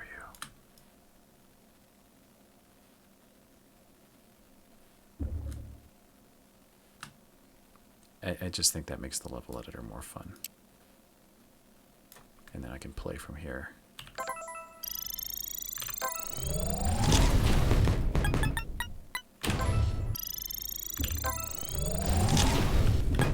This makes the debug cycle, the level design cycle, go pretty fast too. So like, if I'm testing this big level, I'm like, you know what, I just need to test this part. So I'm going to move my, oh, now I can't select him. What's wrong? Something changed. Alright, that is bugging me. So there is something there that I can't select him. I don't know why. But, so I could say, look, I don't want to do all this. So I just drag him up here and then just play from here. Or drag him down here and just play from here. So I don't have to test all that other stuff. It makes the iteration cycle much faster.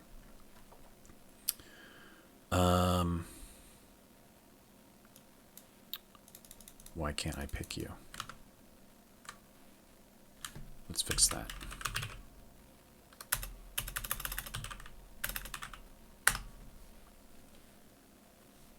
He's got a collision. It's not disabled. It's his collision layer is everything that you would need. I mean, it worked a second ago.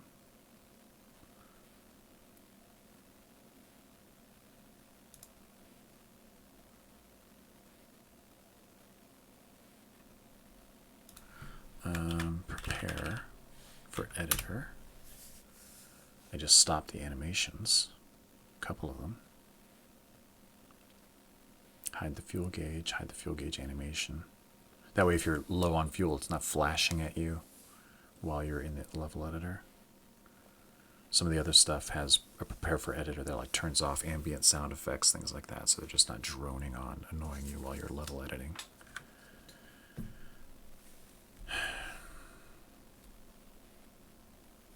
Why can't I pick him? Is this game still running? It is. So let's look at the remote. Ship. Player? What do I call it?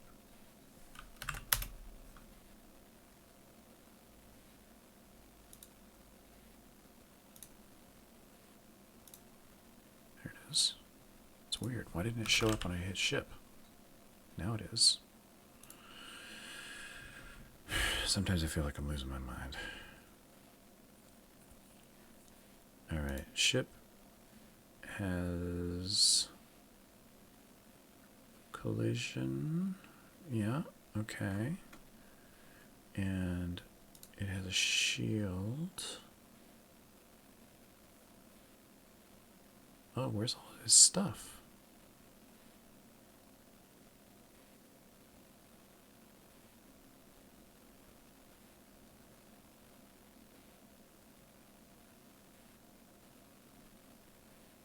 Is that right?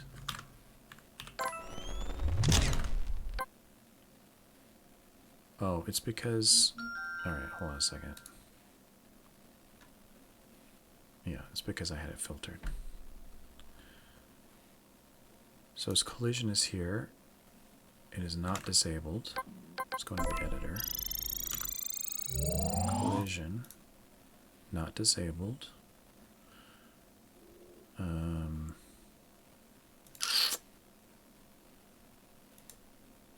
Ship. Collision layers are all on. He's alive. He's a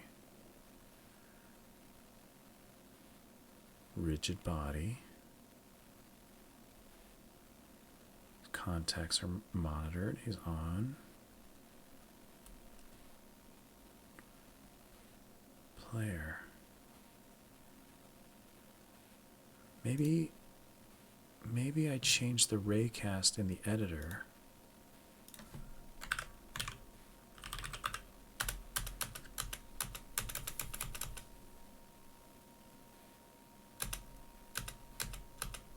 Let me do this. Let me see. Can I do that? I can.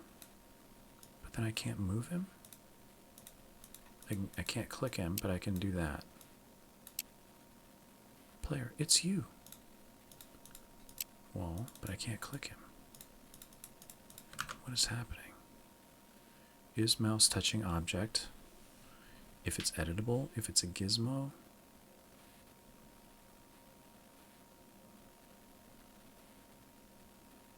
global mouse position. What is this? What is the second parameter? Number of results, exclusions, collision layer, everything.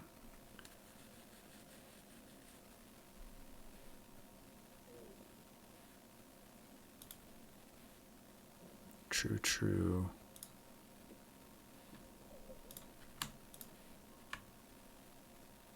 Right, true, true. So it selects bodies, it selects areas, it collides with everything. It's not excluding anything. I get 32 results. Let's see. If o.collider.entity type ID equals ship.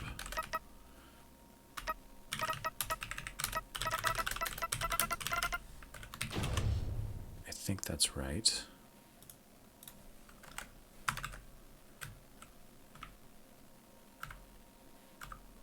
Player.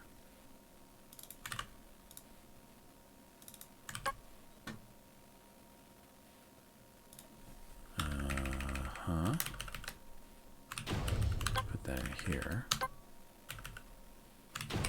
And then let's put a breakpoint there.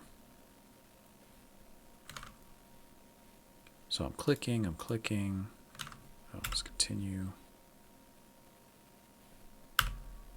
Really? Okay. So the mouse.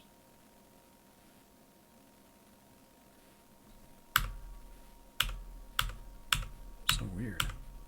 Why does it think you got the ship?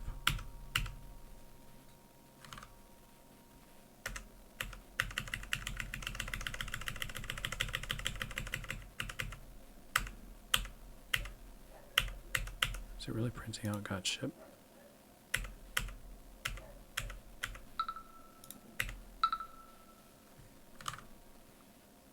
I feel like it's breaking at the wrong line.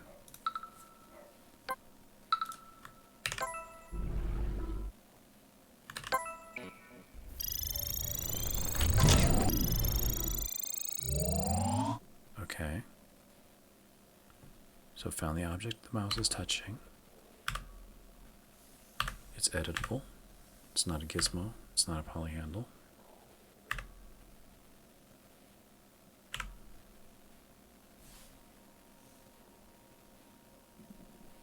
Okay. So it detects the ship. That's fine. And then let's take that out. Select. So I think something's happening in here. So let's put a breakpoint here and just trace through this and see what happens. So I click. Okay, and my object array is an array of 1, and it is the ship, as expected. Yeah.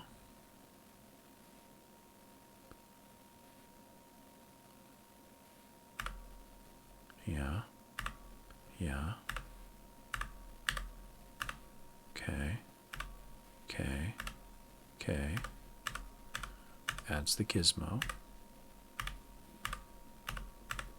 Plays the select sound. So it let me select it that time.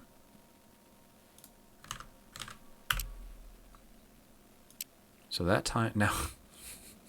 So now it's working.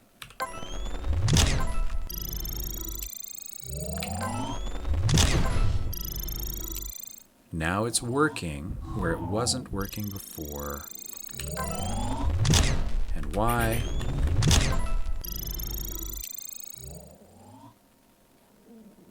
Who's to say why?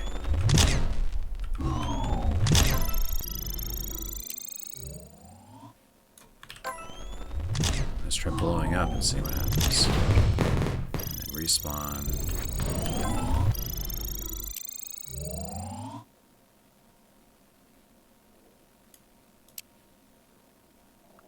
Why is it working now and it wasn't working a minute ago?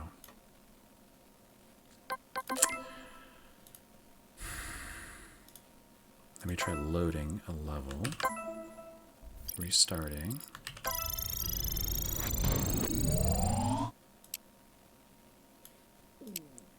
See, I can't think of any reason why it wouldn't work, except that it wasn't working. And now I'm doing it and it's working fine, as expected.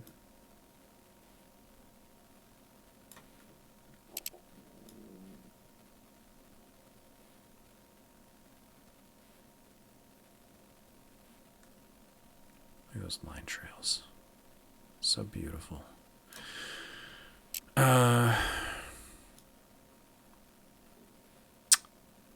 I don't know what to say. Let's try loading a different level. What was the one that I was having trouble with? It was this one? No.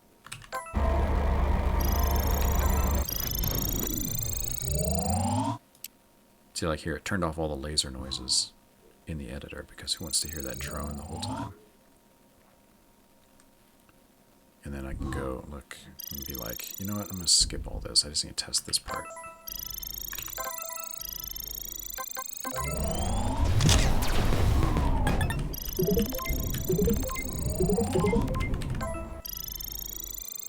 Ah, it's happening. It's happening. All right, it's happening.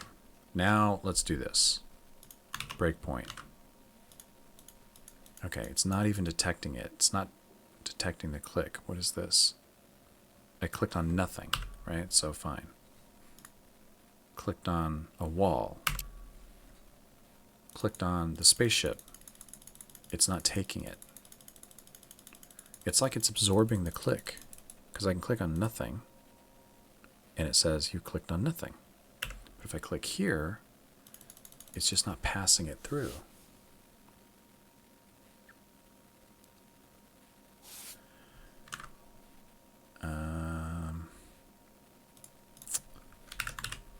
Mouse touching print o dot collider dot name.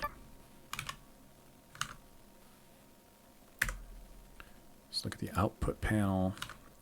So I'm moving it over a wall, moving it over nothing, moving it over a laser beam, gravity well, drone, nothing. Fuel pod, fuel pod, fuel pod. It's just like it's nothing there. It doesn't think it's there. The wall's there. The drone's there.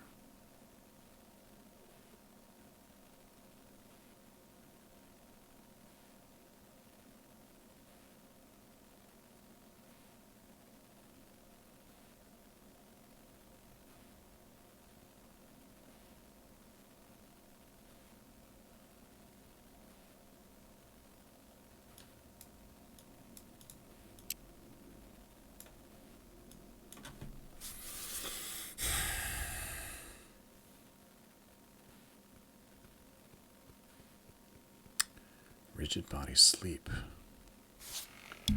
Well, here I am on the remote. Level. Ship.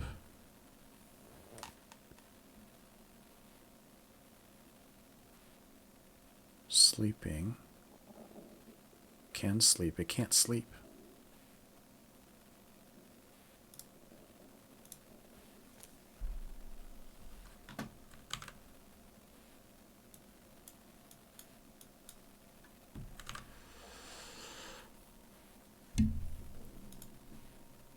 The ship's got all of this stuff. This is still on. Let's turn this off and on.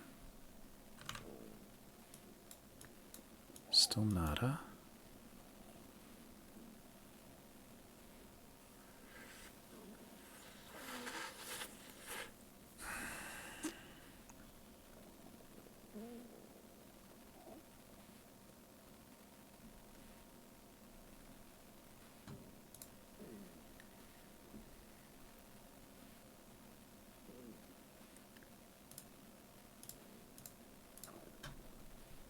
I don't know.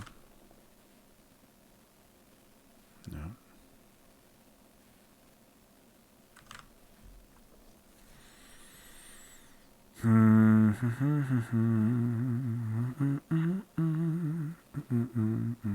wish I'd known about this before. I mean, there's no documentation here. Is there here?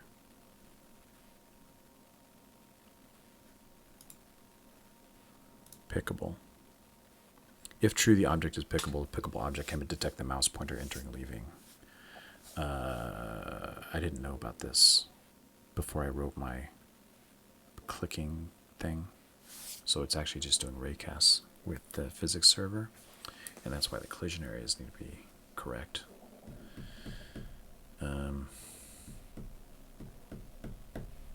But it works. Sometimes, most of the times, it's just not working with this guy. There's something special about this guy. And I'm just not sure what it is.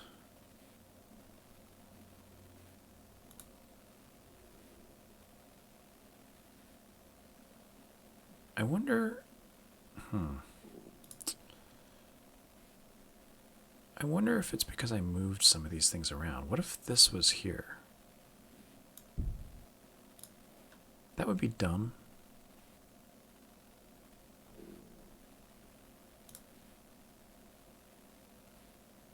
But who knows? Sometimes the order of things in the tree does make a difference. When it shouldn't. And that's a bug.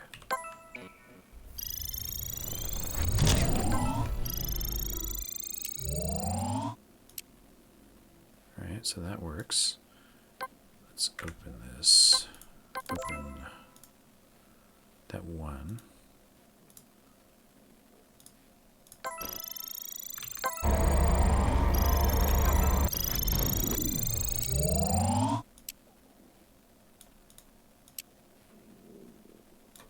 So this doesn't mean anything necessarily because it was working intermittently. Still don't know how to cause the bug really.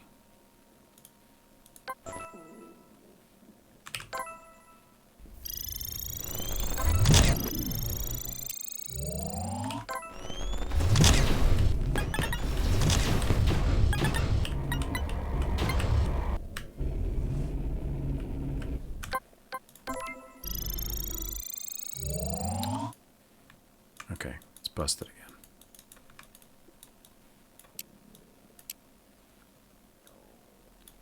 And I can still select the player, so I've selected it. And this uses the same selection algorithm as this. It's just a different shape of the collision. But now I can't move it because my individual point select algorithm isn't working on this particular guy.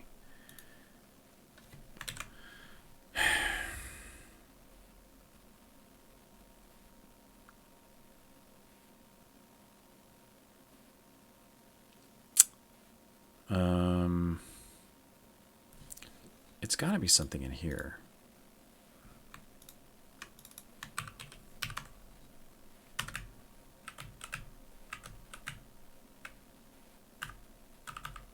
Alright, so find something touching the mouse, and then if I click, here, right? I'm in select mode. Let's try this. Let's look at this.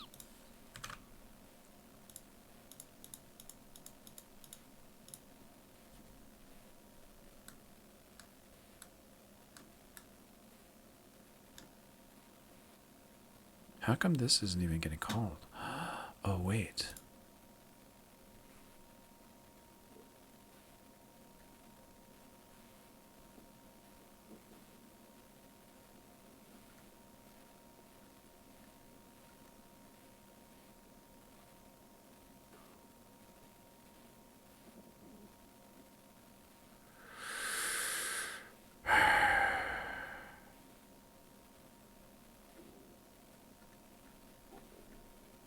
It's weird that it's not even getting in here if I click on him. If I click an empty space, it does get in here, but then object is null. So it's just going to clear the selection. If I select a wall, it gets in here with the wall object. But if I click him, it's like it's blocking the input from even getting here. So it's not this code. Something is blocking the code from even getting here. And it could be because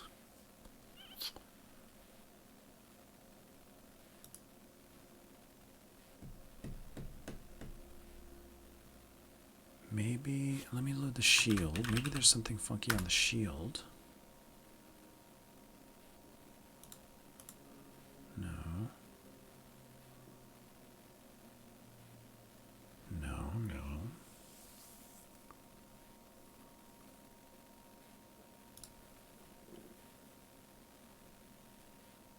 It's like, oh,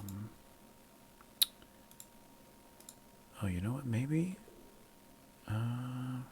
there are some UI things in here. So maybe one of these UI things isn't passing the mouse. Ignore. Ignore. Shooting gauge, progress. Pass. What's the difference between pass and ignore?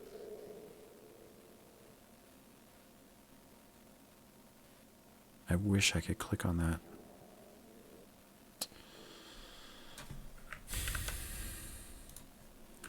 Mouse filter.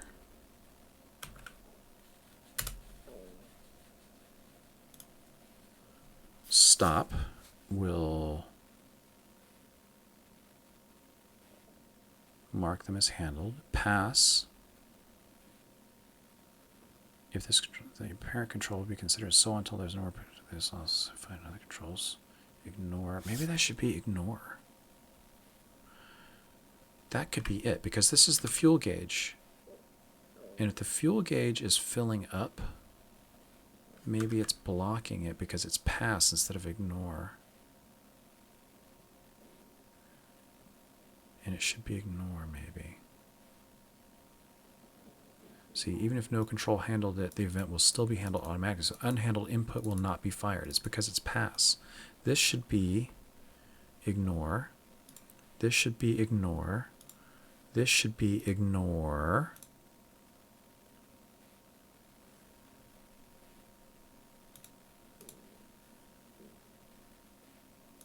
Ignore. Ignore. Okay, so the reason, let's just test this. If I put this back on pass, this shooting gauge only appears, and it covers the whole sprite, but it only appears when you're shooting.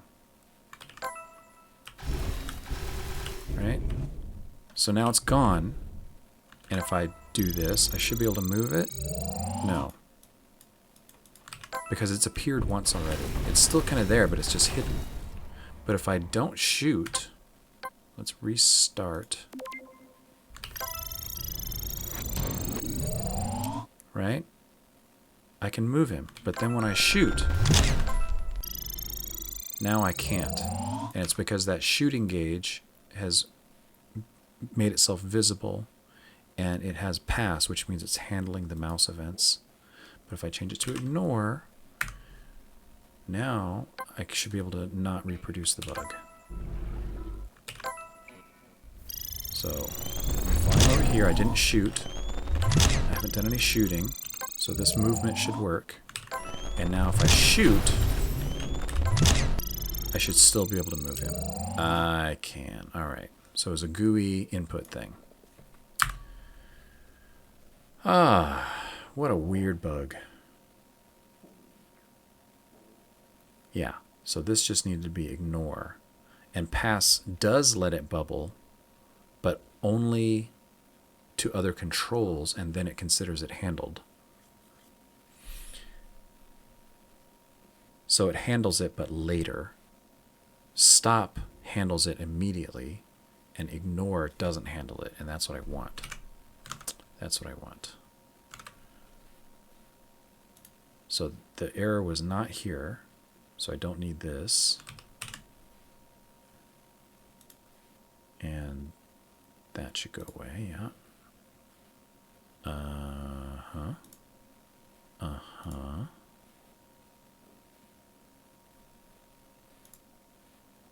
mouse filter too.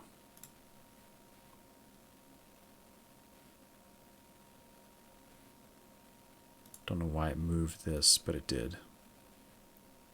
It moved the collision polygon code. Why? Who can say? But that's the important bit. So fixed moving player around in level editor after the player has fired shots. And then this is, oh, what is this? This is just noise. Let's actually remove that and ignore it. And this is